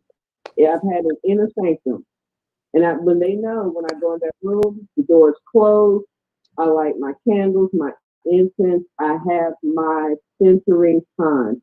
And if I can maintain that focus, all that chaos that was constantly going on around me, that became background noise for a while. And even once you change your own energy, that chaos will end.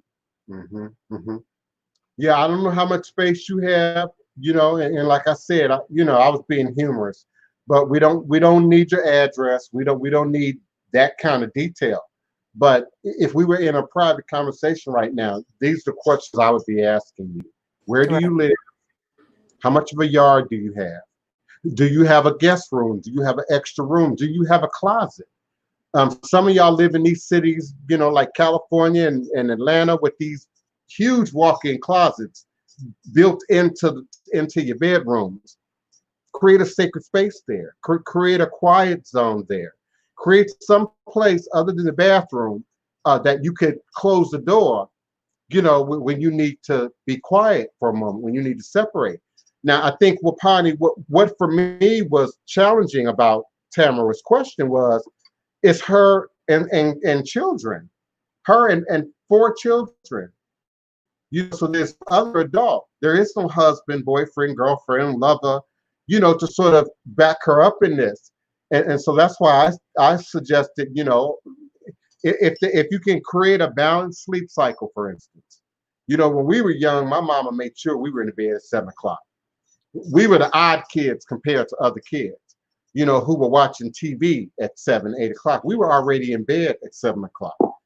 So we got rest, we got sleep, we got a routine, we got a cycle that then allows mom to have her period, her downtime, separate from having to always be the guardian, always be the provider.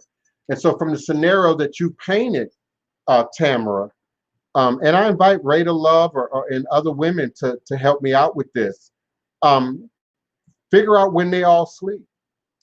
And then, of course, that affects your sleep cycle now, so that you can be up for those few hours, at night or in the wee hours of the morning, separate from them, and give yourself time to breathe, to connect with God and spirit, to remember that you are the goddess, to remember that you are the queen mother, and to draw that spirit down into your body, Right. to remind yourself that you're not just flesh, but you're divine, and you are indeed a woman. Sometimes you even get disconnected from who you are as a woman or a man when you're parenting, because you become mom. You're not sexy. You're not, that kind of thing. And you have to have that space to be sexy, to be spiritual, to be emotional. You can't often express the truth of your emotions in front of your kids. You don't always want your kids to know you angry or you sad or you depressing. But I think that can also be problematic if we don't teach our children how to address emotions. So as Wapani suggested, create a space and have the whole family acknowledge that space. This is mom's prayer room. This is mom's sacred area. When mom's in that area, she's trying to be quiet. She's trying to talk on the phone, or she's trying to focus on something. And particularly your 10-year-old, your older kids, 7, 10. For you, 7 and 10 would be your older kids. Right.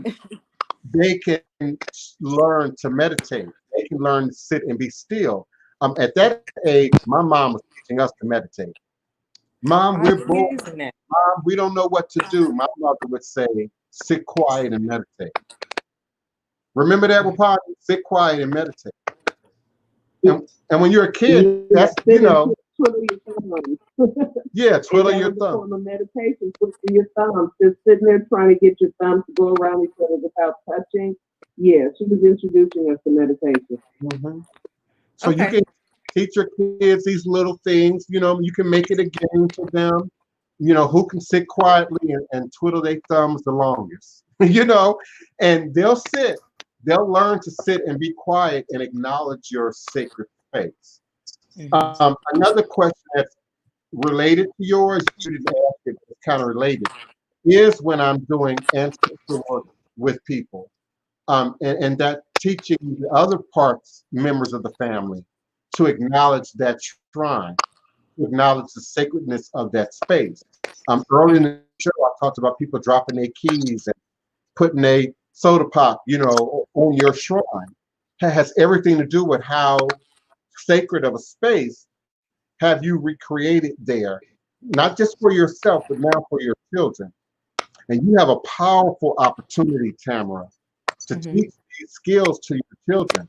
And they're already advanced, but they will be even more advanced Mhm. from other children, from other adults in society by you instilling this in them now.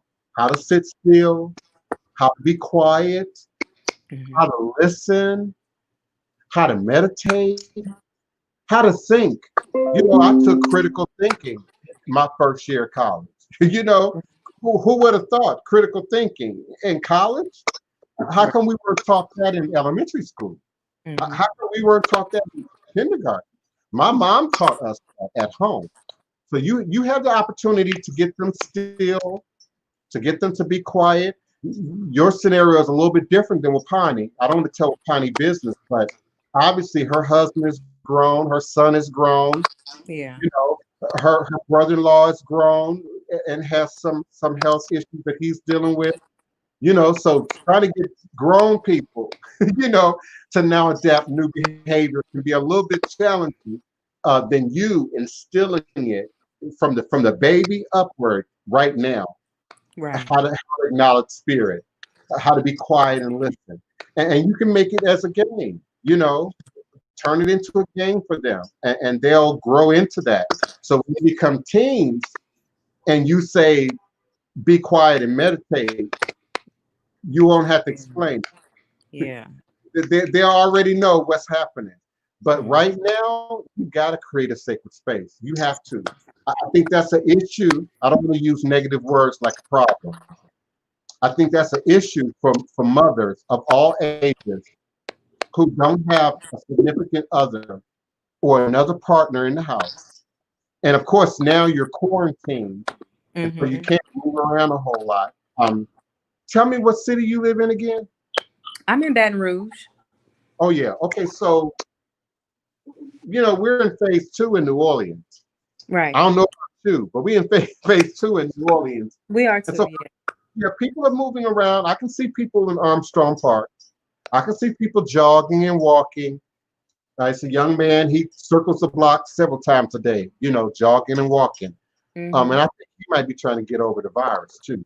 But then I see older people, younger people, dog walkers, people with their children, just letting them get out and get that energy out. So that when you do then get back home, you know, they're kind of worn down and tired, you know, Mhm. and they will go to sleep and allow you to then have your 3, 4 hours, you know, of peace time Right. and create a sanctuary, even And if they're it telling her to show her face too. well, you know, we got our They picture. call they calling Tamara out. Tamara, they calling you out in the chat. They told you to show your face. Oh no, not today, y'all. Maybe I joke Monday. about that a lot. Yeah, I joke about that a lot. Y'all face ain't beat, your hair ain't on, your background might not be right, and y'all scared of this camera.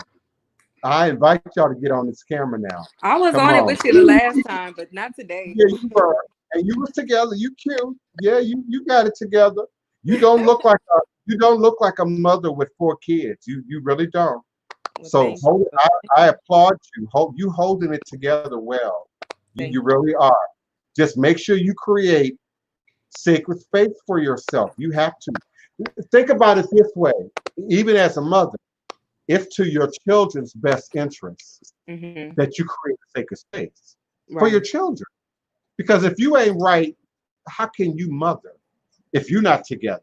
If you Mm-hmm. stress, and it goes beyond postpartum depression. I think postpartum depression is sort of this new thing that they've come up with, you know, primarily for young white mothers.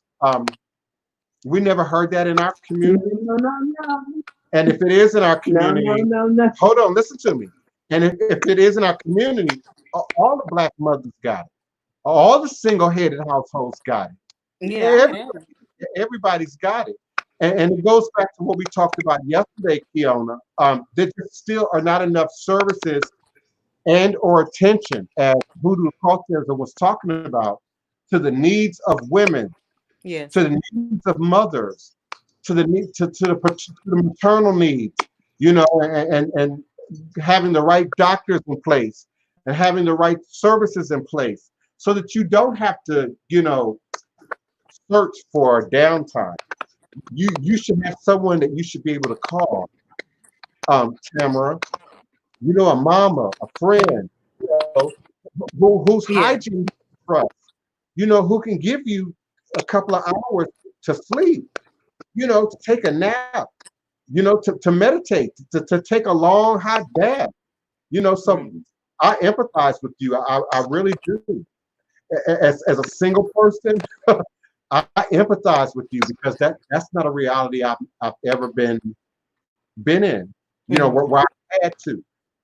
I had one of my best friends of over 30 years here. She waited until she was 50 to have another baby. So by the time she was here, the baby was 30, and she's a few months, I think a few months younger than me, maybe a few months older than me. And her child was 30, born with autism, Mhm. and other disabilities. But we had her on a routine, we had her on a schedule. Everybody was eating healthy food, not just the child. Everybody in the house was eating healthy food. Everybody in the house had sort of a morning routine and a night routine. So it still gave me that opportunity to separate and to pull back, and regenerate. But girlfriend, my hat is off to you. I can't imagine having 4 young kids under the age of 12. Because when I asked you about the age, I was hoping you were going to say, well, I got a 15-year-old or Oh no. somebody who could step in there and help you with it. But man, that's a lot to put on a 10-year-old. Melatonin, baby. I'll get some liquid melatonin. They listen. Everybody be sweet. Oh, I do have that, but they've kind of built up a resistance to that. So, What about during the day activities? well, see, You go to the park? yeah, well, see, now that school is out because they were doing their homework from home because of school being out. So now that school has been out, they don't have any activity. So I have tried to find some homeschooling things for them to do. They're very respectful children. It's just the fact that they're still children. That energy is Yeah. enormous and it has to go somewhere, especially the 6 and the 4-year-old boys. They just, oh my gosh. So but we do go to LSU lakes and we go to the park and go fishing sometimes. They love the bayou. There's like a botanical thing here next to LSU. We go to that. But I work from home during the day, so it's kind of hard to do those things with them if I have to work. So, but it's just all that energy. We all have Old a lot of school. energy. We have to take it old school because they will put us outside. Our parents would put us outside and let us play. We would come in and be looking like Pig Pen from Charlie Brown. We'll be so dirty. Yeah, Yeah. Let them yeah. burn it Yeah. off. Let them play. We had a fenced yard. We had a huge yard with a 6-foot fence. And it wasn't nothing for my mama whether you wanted to go outside or not.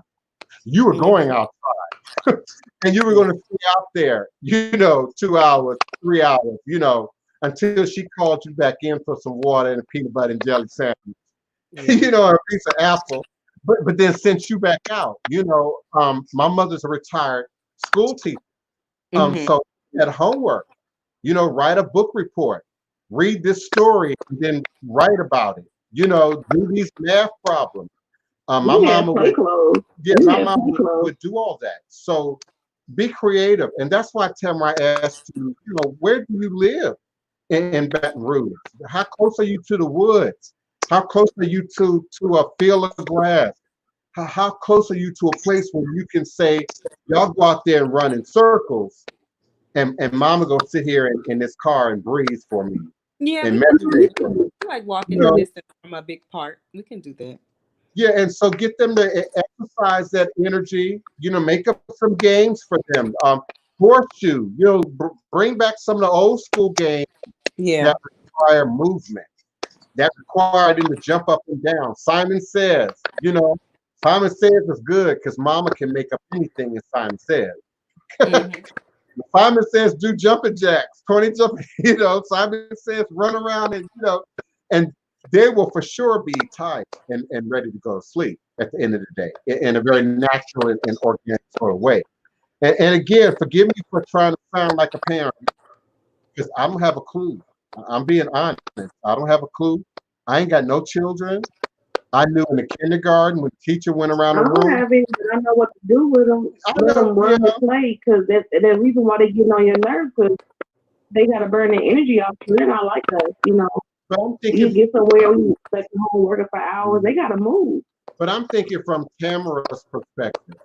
I can't imagine being a young adult, with 4 small children and no backup. I empathize with her. I really do. I can't, I can say, yeah, I know I can handle your children for a few hours. But then I'm going to send your children back home with you. Right. I would say, Tamara, you have to come get these kids by 9 o'clock. Her nerves are plugged right now. Right now, she probably needs a unlit cigarette break. Her nerves are through. But I'm saying, like, she can't absorb their energy because it's overwhelming her. That's what I'm saying. Let them go outside and play. We used to play in water. We have no pool. We used to play with the whole pipe. Yeah. And it is an adjustment for me because their father was in the home and he made some decisions or whatever, so he is now away from the home and it's been a year. So it's been an adjustment for me because now I'm having to pay all the bills and tend to the children, the boys particularly, by myself without that male influence, because it was something about the tone of his voice to where, one time and that was it. It was quiet after that. So it's an adjustment for me too. Thankfully, he will be home soon, but it's just right now, I think the pressure of it all and dealing with it all over the last year and with all of the coronavirus stuff going on, I think it just hit me all at once. Like, oh my gosh, I've really been carrying this weight by myself and I am drained. And that's different. If he would have left you when you were still pregnant with them, because you got the taste of 2 parents, but now he's gone, you still have to get your stuff together. We just need to have a day for you and just have a pampering day and maybe, somebody take over the kids or something, because I feel you. Hoodoo Occultism is on the line too. He wants to join in and give some tips for Tamara on what she's doing with. Mm-hmm. I don't see him on the phone line. Okay, now I have an area code 318. Greetings, 318 area code. Who's calling and where are you calling from? This Hoodoo Occultism. Greetings. I'm in Beaumont right now. How y'all doing today? All is a blessing, beloved. We appreciate you. I want to ask you a quick. Hold on, you might hear a little noise, but it ain't so good. But I wanted to ask you, how could you feel better appreciated? How could you feel that? How can we make you feel better appreciated? And give. Hold on. You mean in this space? You mean in doing the Yeah. show? Well, in general, like anyway, we kept said, you always say somebody doing it for me, and people don't give back, and I know. Well, first of all, I hope you can hear me because it's too much dead space. So I'm gonna start talking. First of all, support me. People, most of y'all have not clicked like on this show. I got the count right here in front of me. Ain't click like on this show or no other show. Most of y'all have not subscribed to me, whether it be YouTube. Of course, you can't subscribe to me on Facebook. I'm full as a regular person on Facebook. But you can join my fan page. You can join my Blog Talk Radio page. You could follow me on Instagram, Twitter. I lose people on Twitter every day who have, and I don't be upset about it, who have no connection to ATR, who have no connection. But you all aren't following. You all aren't liking. I have another, not you who do occultism, I'm speaking to it generally. Then I have another population of listeners and participants who are my wannabe witches, practitioners, readers, diviners, etc. And I go on a read every now and then, but I would feel greater appreciated if you wanted to learn and not just be a voyeur. If you wanted to learn and not just sit back and observe in your quiet solitude, which is an illusion, by the way, and then try and reproduce it somewhere else, and then try to recopy it somewhere else. I would be better. I would appreciate it if I didn't have to ask for donations. If I didn't have to beg people to support me in the show. You all do know I have to pay for this, right? I have to pay for the StreamYard. I pay every month for the Blog Talk Radio. And so I'm not Tammy Faye Baker. I'm not Creflo Dollar. I'm not Corey Thomas. So I don't get on here and beg every day for the donation. I don't pass the offering plate, 3 times in the middle of service like they do at church. But I know the gravity of what I bring here. Even my mother said that I do more work than the average preacher.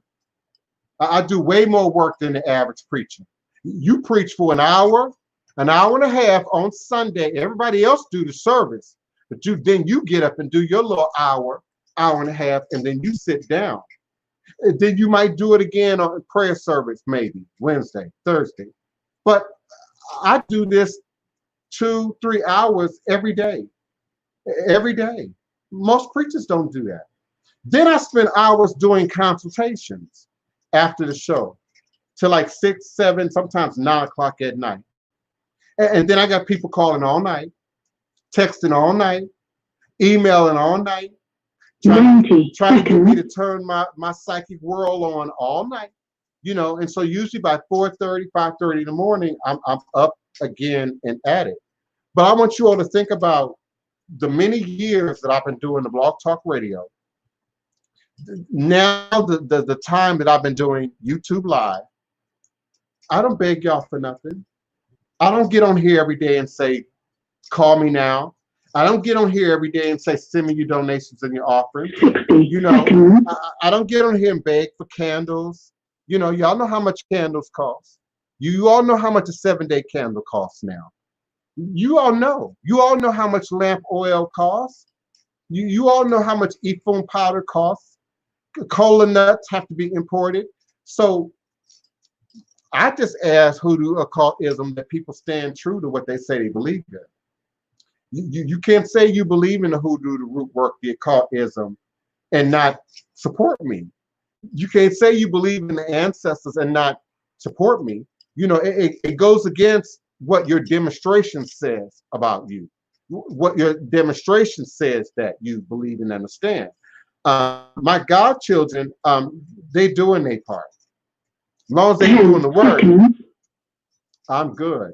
As long as they stay in communication, I'm good. But it's the others, I think, that you are referencing that share the show. That's why I asked, were you talking about the show specifically. And then, of course, you said, well, I mean, in general, I've never had a car. I've never had a car. I don't own this house, though I rent the entire house. So this is all coming out of me, acting, performance, and that which people like uh, my godchild Paul, or my godchild Hoodoo occultism, or my godchild Kiona. They come through for me when I need it. They back me up when I need it. But I would love to be in a place where I'm not in need, where I'm not holding on for the next moment, for the next opportunity. I'm forever grateful till this day to Juan LaFonta, and WBOK for bringing me water, in the earlier weeks of this calamity. I'm truly grateful for that. So there are a handful of people who think about me, who do cultism, who try and support me to the best of their ability. But like most of you, I'm going through, like most of you. Hollywood South is still, for the most part, at a shutdown, a standstill. I've gotten some work. In fact, I just did a video I told you all about the other day. I can't say for what movie, I can't say the context of the video, but we had to film the videos, at home, and submit them, and they'll be looked at and they'll be chosen to be a part of this movie. But it's not a whole lot of that right now. It's not a whole lot of reason for me to leave the house. And so I haven't been off the house since the first week of March. Have not really. I mean, okay, I've been to the ATM machine and back. I've been to the main post office on Loyola, which contains my bank and the post office box. And I run through there with my Jedi coat on and my Florida water, and I don't touch anything, and I'm right back into the house. So like Tamara Bragg, I'm locked in. So if it were not for the support and the love and the participation of my community, I wouldn't be here. I wouldn't be here. I could use more promotion. You all don't share the show enough. You all don't share the links enough. You all don't talk about the show enough, in social media. I noticed that. I follow many of you, and I see who you support, who you repost, who you reshare, and it's entertainment. And entertainment is okay. I asked a question yesterday, what do I have to do? Be butt naked? Do a flip?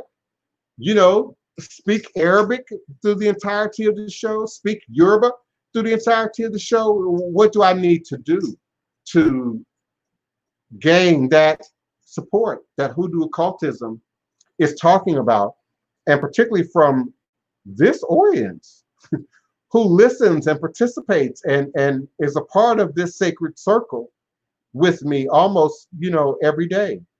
Yeah, Keisha Smith, I grew up in the age of Miss Cleo, so I try to be everything Miss Cleo was not. So I don't do the call me now. I don't do the send me your love offering. I don't do that. I should not have to. I should not have to for people who are indeed committed to the tradition, committed to what I'm gifting here every day, committed to acknowledging, what I'm gifting to you here every day. But certainly in my life on the street, it's my godchildren who do occultism. They make the ceremonies happen. They make the events happen. They keep things moving forward, and I do what I can, in the middle. I could use more personal support, social support. I don't have very many people in my social structure, like a Chef Bougie, for instance, that I could talk to. I understand Chef Bougie, and I believe he understands me, which is why he keep coming here. But I'd love to have an off-air connection to him. Hoodoo occultism, of course, I talk to you, my sister Wapani, Of course, I talked to her, but I don't hear a lot beyond ministry. I don't hear a lot beyond, can you help me? Can you help me address? Can you help me fix or repair? Even on it was wonderful, thank you. I don't hear that a lot. The problem has been fixed. I don't hear that a lot. We know what happens. Every now and then I'll get the email, or they'll come through and say, I've been following you for years or listening to you for years. But even in the comment, in the ratings, I have to ask for that. I have to remind people for that. I can't tell you how many people come through the psychic world with the most desperate of questions and circumstances that they want me to respond to in under 5 minutes.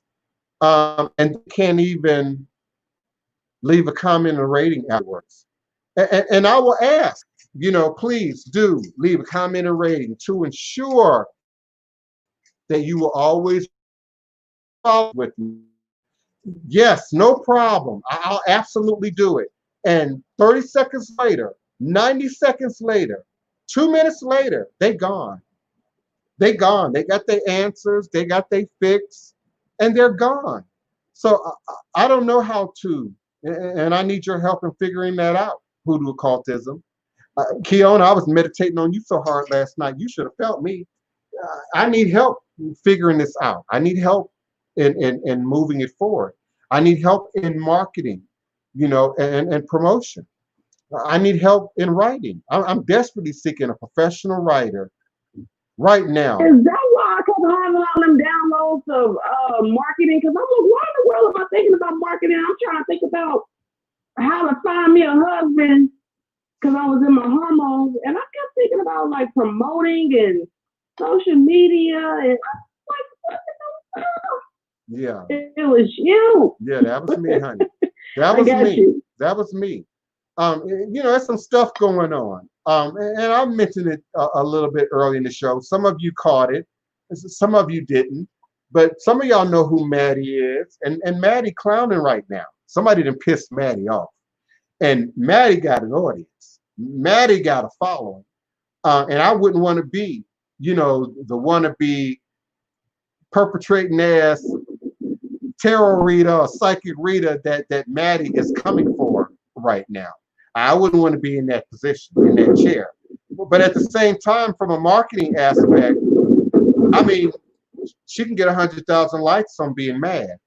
She can get 100,000 likes on being angry. She can get 100,000 likes on I'm taking one wig off and putting on another. And I respect her and her platform enough to know that there's a science behind that.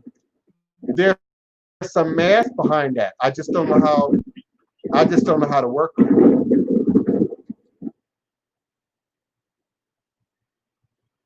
Hadassah, you outside of something now, I guess, honey, because you giving us some background noise. Yes. Oh, I'm sitting in my bedroom watching you on Roku. Well, that's and I'm weird. Just sitting here listening. That's weird. I thought somebody was on a Corvette going down the freeway. Yeah, that was weird. So I wasn't the only one that heard that. I'm not doing anything. I actually see you on YouTube. You got a beautiful blue sweater around your neck, beautiful complexion. I see Raina's Love, little icon. I'm not even moving. Yes, indeed. Well, thank you for being present, beloved. Oh, okay, that was Hoodoo occultism. But I did press about 20 minutes ago because I wanted to encourage the sister who has the children at home. Please. And just to share some insight to her because I am a school teacher. And I know that it's been very difficult for the parents at home with their children and the children, not getting that release of going somewhere else, being mobile, being stimulated, or, having their social experiences with their peers. So I know it's difficult for the parents, but just to let her know, you have to find those other outlets. You have to use the internet and be creative. There's a plethora of things online that is free and engaging and stimulating and instructional. And if you need a peace of mind, put on some meditative music, put them little babies on that computer and show them how to use that computer to open up everything else that they haven't been using in school. Because see, a lot of the kids when they're in school, they play on the computers. They don't learn how to use the computer as a learning tool. This is the best time ever for families like ours. If my children were still young right now, my children would be, I would be enjoying this opportunity because it's homeschool, even though working from home. So our babies are still young. Use time because let me tell you something. Your babies are in a position now that had they been in a school, and take it from a teacher who's been doing this for 21 years, definitely looking to retire. Miss the kids, but I don't miss the system. You now have a chance to reinvent everything that was going wrong. And again, like Divine Prince and everybody say, when you've had enough, open the door, send them outside, and let them kick rocks. Okay? Anything. Go outside, take a nature walk, and you could teach them science just by looking around their environment, whether they're in the city, the country, or in the hills. This is the best time ever for families who really want to help their children. Yes, ma'am. Thank you. Thank you. Okay, and this it'll help a parent like you, sister. I felt your frustration because I'm feeling the same frustration, but I'm on the other side. I'm on the sending end. And she just got those. She's carrying too much. She's carrying a lot right now. Right, but that weight. The teachers are carrying it, and the parents are carrying it because we have a common denominator. How do we do this? That's in the best interest of the baby. Mm-hmm. And what most parents don't realize, you're frustrated right now, but you don't know on the other end of that computer or that telephone is a teacher like me that's feeling it as well. Because we have to come up with a new way of doing it. Go back to basic. For generations, our ancestors taught us at home, and we didn't think our ancestors were quote unquote formally educated. And I'm here to tell you, our ancestors did more than even the people who are formally educated. So stay encouraged. This is a grand opportunity to teach your children how to become independent learners again, using the technology, using the walks in the park. I agree. The family discussion. I second that. I feel like she's carrying with everybody, herself, her husband, children, the work, the world, the energy with the media, the news, and what they're reporting. And just like Pani was saying, you have to take me time. Even if you go in the bathroom and take a bath and tell everybody, hey, if it's an emergency, call 911. Alone, you have to go into your inner sanctuary and you have to gather you. Otherwise, you gonna pop. You go because you're burning a candle on both ends. Tamara Braggs, and we're addressing you because our hearts go out to you because we felt your energy, we felt it, and so we're telling you to release that energy by putting the burdens off, allowing the children to go out and play, allowing the children to have their own space. Because respectfully saying, they may not want to be under you. They may want to be and do children things, So let them play, while you work, and just be, just be in them. I just think it's important to remember of her children. I mean, her oldest is 10. Baby. Yeah, her oldest is 10.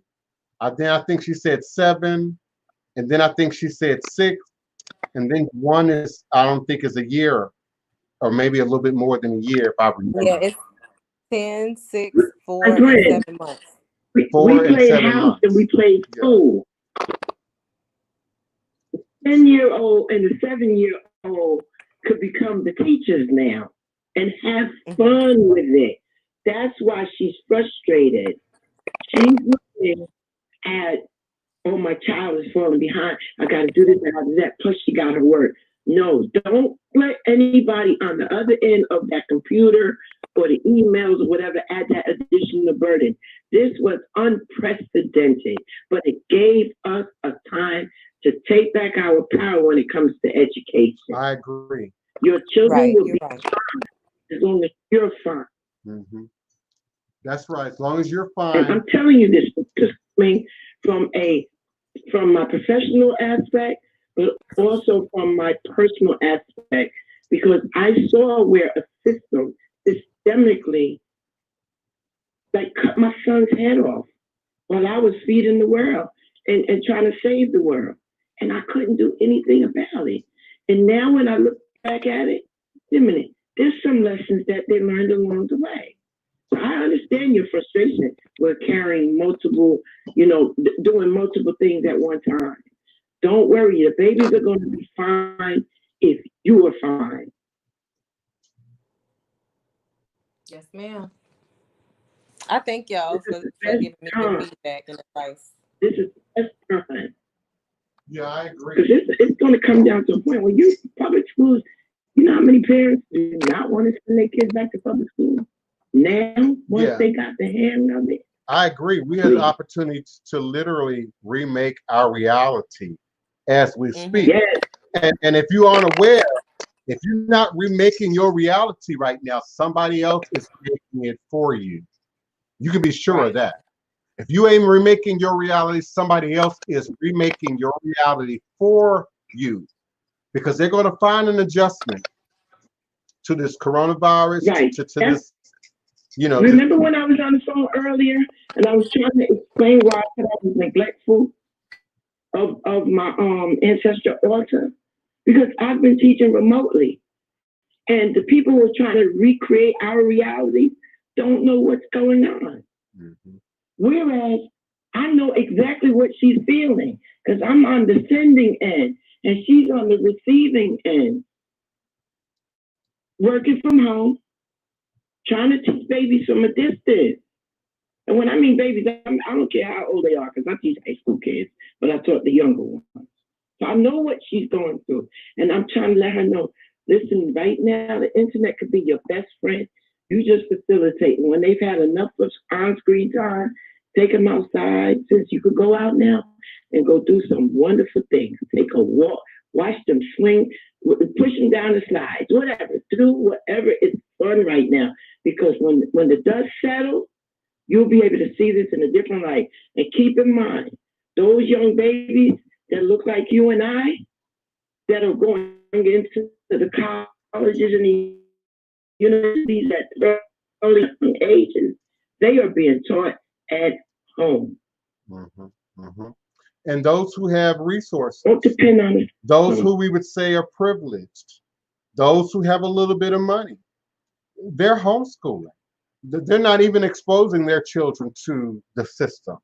So just like we talked about the state of healthcare in a Black woman yesterday, the state of education in the Black woman, and the Adasa, I think that's Adasa, right? Adasa is presenting that we have options now, and the environment is prime for us taking these new options, going in a new direction. We may not have had this opportunity if it were not for coronavirus. So I hear what you're saying, Adasra. I do. Remake education for yourself and your children right now while you can. Not just the 2 school-age ones, but the 2 that aren't even school-age. Rebuild our communities one house at a time, because you could reach out to some other parents. They're feeling the same frustration. They're feeling it.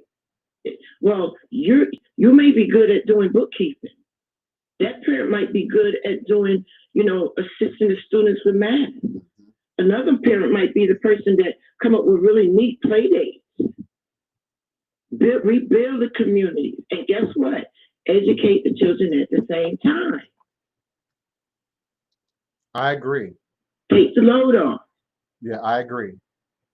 Having Asperger's, going through the public school system, I wouldn't be who I am today if it weren't for my mother. And the actions and intervention that my mother took to ensure that we educated, to ensure that we got them whatever they were giving us at school. She made sure we had more. Summer vacation wasn't always playtime for us. You know, we did work. We went to the museum. We had to go to the library every week. Every Saturday, we had to go to the library. So you have an opportunity, as the doctor says, to really create and recreate a reality right now that is indeed more in your image, more aligned in your likeness, and will meet the specific and individual needs of your children, who are indeed our future. Not just your future, but they're our future. So I'm grateful for that. I truly am. Thank you, Chef Bougie. I really appreciate that. I do. I do. And if you want to help me, I need a chair right now. It's a ritual chair. It's a voodoo chair. It costs $2,000 to have it shipped here and to pay for it. So if you or somebody under the sound of my voice want to help me get that chair, that would be a great help. And of course, it will be the community chair. So once I get it, you all will see it and I have an opportunity to interact with this chair. It's a divining chair. I can't even explain it. It's a voodoo chair. It's a divination chair, and it has a spirit in it attached to it. So I'm working right now to get a hold of this chair and have it delivered to me from the museum back east right now that's housing it. I like to rescue African art, African American art, authentic pieces, indigenous pieces when I can. And sometimes they're at the yard sale, sometimes they're at the thrift shop, sometimes they're at the secondhand store, but sometimes they're in these museums and some of these art galleries, and they choose me. I don't choose them. It's a long story about how I even came in contact and encountered this chair, but I assure you, it's like nothing you've ever seen before. It is so Black. It is so African. It is so authentic. It is so divination. It's so. I hope to possess it. It's in the hands of the ancestors right now. I keep saying, if the ancestors will, I'll have this chair. If it's not meant for me to be, I obviously will not have the chair. But don't ask me how you can help. There are many ways that you can help, and I appreciate you. I do. I really do. Do I have any other questions, comments, requests? Thank you for that, Neophyte Bokur, Raina Love, Chef Bougie. Thank you so much for that. Tamara Bragg, Juan Wapani. Thank you so much. I appreciate you. I love you. I support you. I'm with you in your endeavors. I'm with you, sun or rain. I'm with you in the good times and the bad. I'm here for you and to help you to move forward and address those things that present the illusion of a challenge, the illusion of a block along our journey. So I am going to move forward. I'm going to get me something to eat and drink some water and rest myself for a moment before I get ready to delve into my afternoon appointment.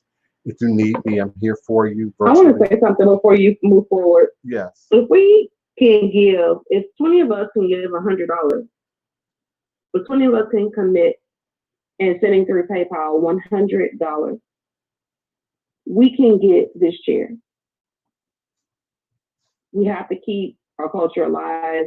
And if it's needed in the house, if you serve in this house, if this house has benefited you, then give back. Do not be a taker. Ancestors see all. They see what they've done for you. They've seen how they've helped you. And if you're not going to get back, then you're going to close your road.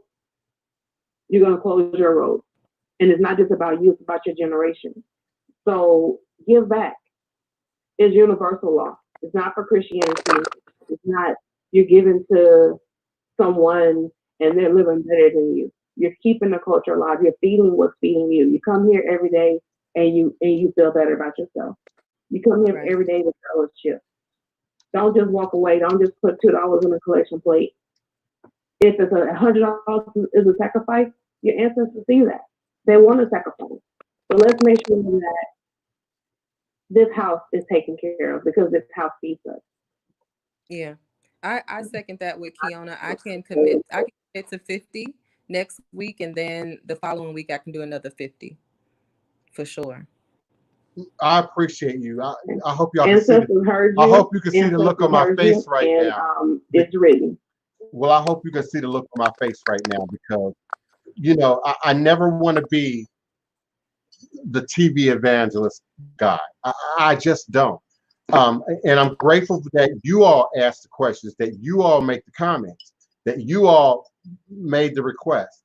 That's humbling to me because it's something that I probably would not do, you know, on my own. But it absolutely would be of a benefit. Thank you kindly, Tamara, Bragg, and Kiona and Chef Bougie. It would definitely be a benefit, not just to me, but to Voodoo and Louisiana Voodoo and the maintenance of what we're doing here. Be reminded, the house has doubled. For those of you who've physically seen the house, I get both sides of the house, not just one. And so the other side of the house helps to maintain the 10 degrees of separation, you know, during the coronavirus, allows people to still come and have divinations and have their work done, but they ain't got to be up on me. You know, I got it set up where they can sit 15 feet away from me, you know, while I do the divination. All they got to do is be clean coming in, have my bleach and my hand sanitizer right there at the front door, in the front room. And then when you're prepared to come in and do divination, reading work, I got it set up where you can sit back 15 feet from me, 20 feet from me, even in the next room, and not even be in the divination room, but still be able to hear, see, record, and the chair. Oh my God. Oh my God, when y'all see this chair, oh my God, the chair is just, I ain't even got words for it. I don't even have words for it, but the chair just brings it together, whether you are close or at a distance. And everything that we associate with divination, whether it's Ifa, Voodoo, you know, from that West African context, it's in this chair. It's it's in this chair. I can't even explain it. I just live for the day where we'll all share it, and we'll all witness it. It's kept me up at night. So thank you, Hoodoo Occultism, for bringing it to the forefront because you weren't going to say anything. You were not going to say anything. You were about to sit there and work, and you weren't going to say anything. No. And Hoodoo Occultism, thank you for being obedient to the spirit by asking to prompt this. But we're here. We are here, you know, and we will help. We have several people that's going to commit that, and it's going to be needed because we support. This is our house, you know. Ancestors have been great to us, and we're grateful. We have so many knowledgeable scholars. We have so many people that will be initiated this year. So many people that are already doing the ancestor work. Yeah. So many that are already doing the ancestor work and divination.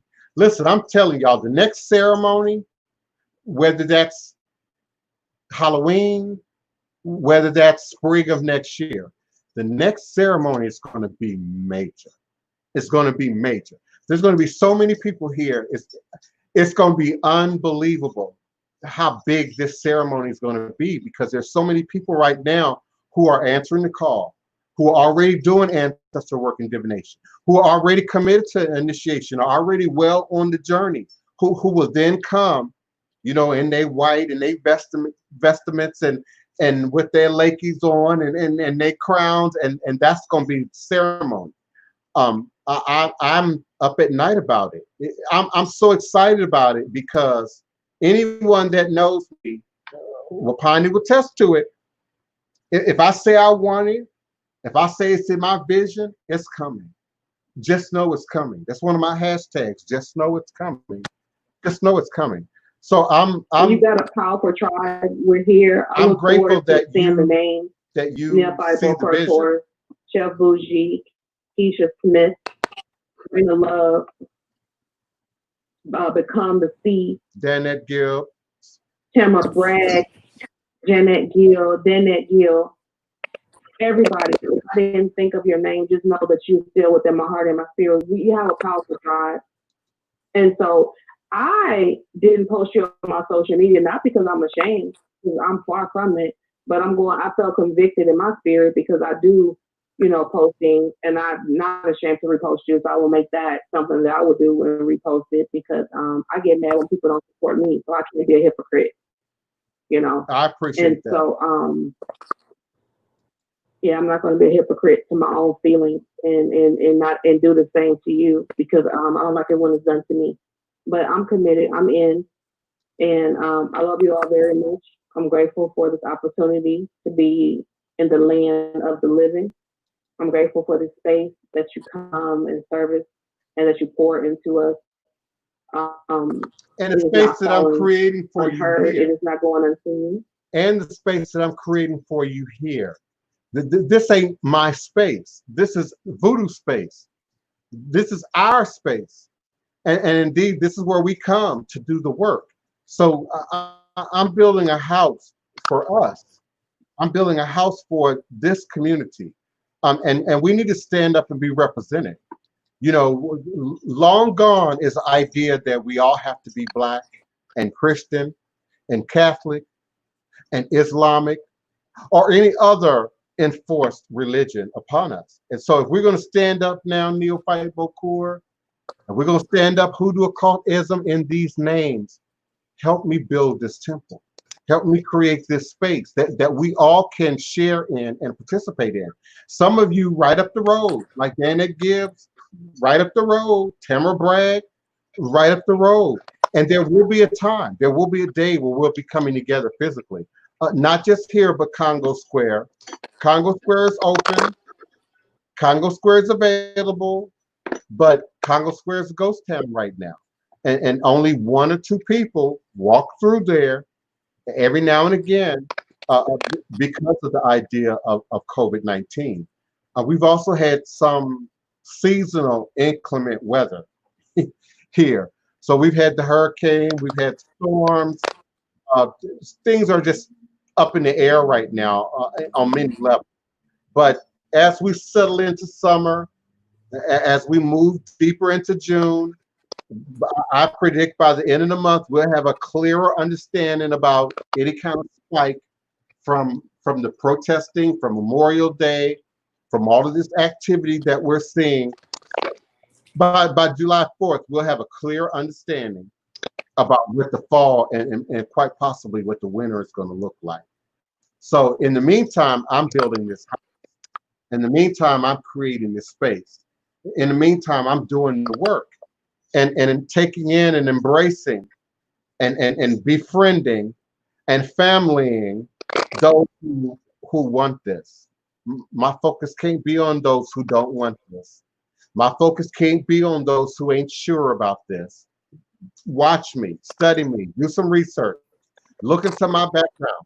But my focus is on those who get it and who get it right now. Right now when we need it the most. Right now when Tamara Bragg needs it the most. Right now when Fiona needs it the most. Right now when Raina Love needs it the most. Right now when Danette Gibbs needs it the most. We need to move this forward. So I'm grateful for you. I thank each and every one of you. I am going to move forward and look forward to being with you again on Monday at high noon U.S. Central Standard Time in this sacred space of revolutionary Hoodoo, New Orleans Voodoo secrets and recipes. I'm going to leave you with Congo Square, remembering that all is truly and indeed a blessing.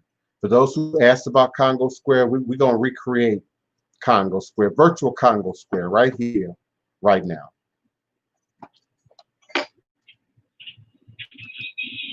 Congo Square. The Omas Indians prepared this place for us centuries before our arrival. A sacred spot where corn festivals were celebrated. The Omas Indians prepared this place for us centuries before our arrival. Congo Square, a sacred spot where corn festivals were celebrated. And as the colonizers came, our hosts, the Omas Indians, they pushed aside our hosts. The colonizers came and pushed aside our hosts and introduced us in chains. And by the late 1700s, we somehow, recognizing the sacredness of Le Pla, the Congo, we somehow, and the how of our somehow persuasive methodologies is not clear at this moment. The how is not clear. How our persuasive methodologies work is not clear at this moment, but nevertheless, even as slaves, we crafted and created a space where we could be free to be we. And thusly we countered the sacrilegiousness of the French, giving great homage to our ancestors as well as giving praise and thanks to our red-blooded brothers and sisters. This is an oral libation toast to Congo Square, to Native Americans, to our ancestors who made a circle out of a square and gave us a way to save ourselves from the transformatory ugliness of America, which refuses to recognize the spirituality of life, which refuses to recognize the spirituality of life and celebrates death with crosses, double and triple crosses, the middle passage, the first cross, Christianity, the double cross, and capitalism, the ultimate triple coup de grace cross of our captivity. But the terror of crosses notwithstanding, we sang, we beat, we be, we was and is. Hail Congo Square. Hail Congo Square. Congo Square. Our African gods have not been obliterated. They have merely retreated inside the feet of us. Inside the feet of us. Our African gods have not been obliterated. They have merely retreated inside the feet of us until we are ready to release them into a world that we recreate. A world heralded by the beating of black heart drums. Heart beat, heart beat, heart beat at this place, beat, heart beat, we beating place in new world space, being in place in new world, preserving our ancient pace. Our dance is the God walk, our music the God talk. First thing we do, let's get together, circle ourselves into community.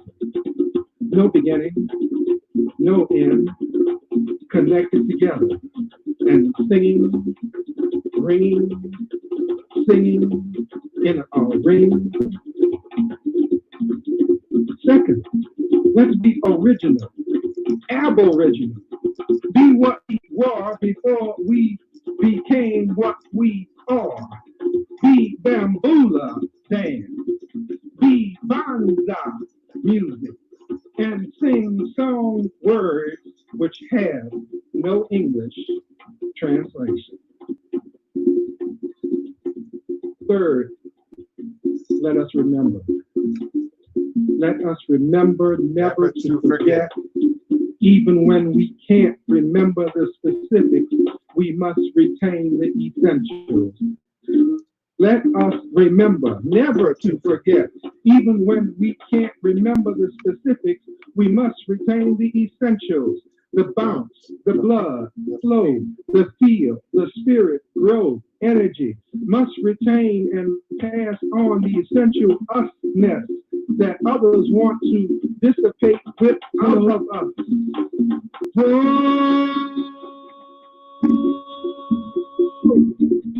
But no matter how much of us they prohibit. Thank you, I'm grateful. Thank you. No matter how much of us they prohibit, Humbled. deep inside us is us. Thank you. Deep inside us is us. Remains us inside and needs only the beat to set us free. The beat to free us. It is morning. A Sunday. A field. A field without shade, but dark. Dark with the people black of us in various shades, eclipsing the sun without elegance. We are centuries later now, and still this sacred ground calls us to remember, to be,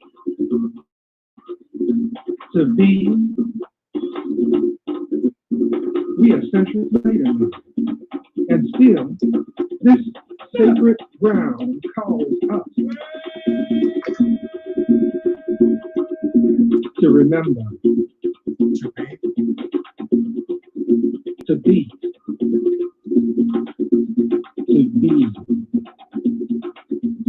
beat Congo Square. Be Congo Square. Congo Square. Be Congo Square. Beat. Beat. Be. Be. Beat. Beat. Be. Be. Beat. Beat. Be. Congo Square. Congo Square. Be. Congo Square. Be. Be. Beat. Be. Be. Congo Square. Remember. Gentlemen, enchanté.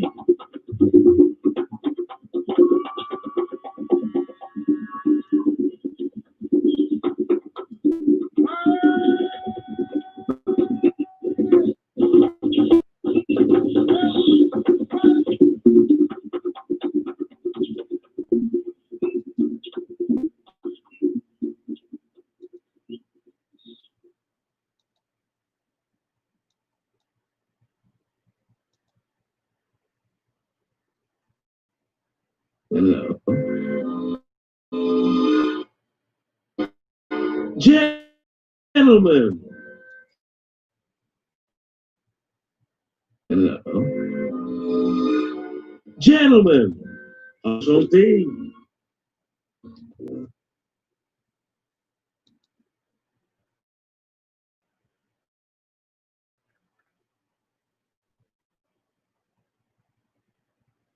Oh, come on, YouTube. I just want to end with this nice little video. Hello. Gentlemen, Oh, something. A tip of the hat from Dr. Tassi. How y'all doing? Tarot is just blurry.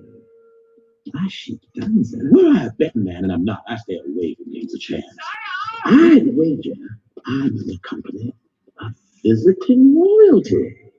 Lawrence, this remarkable gentleman has just read my poem. Oh, this morning's newspaper. Sire, this chap is on a charlatan. Suggest we move on. Man, don't you derogate or deride. You're in my world, I'm not your world. And I got friends on the other side. Friends on the other side. That's a big old gentleman. Just some who's in a little hard. Doing what I do. Sit down at my table. Put your minds at ease.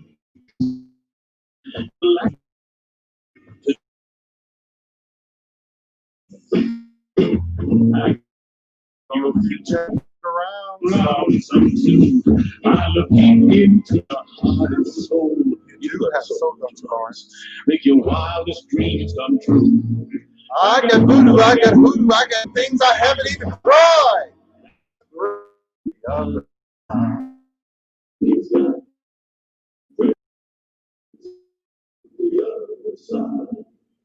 The cards.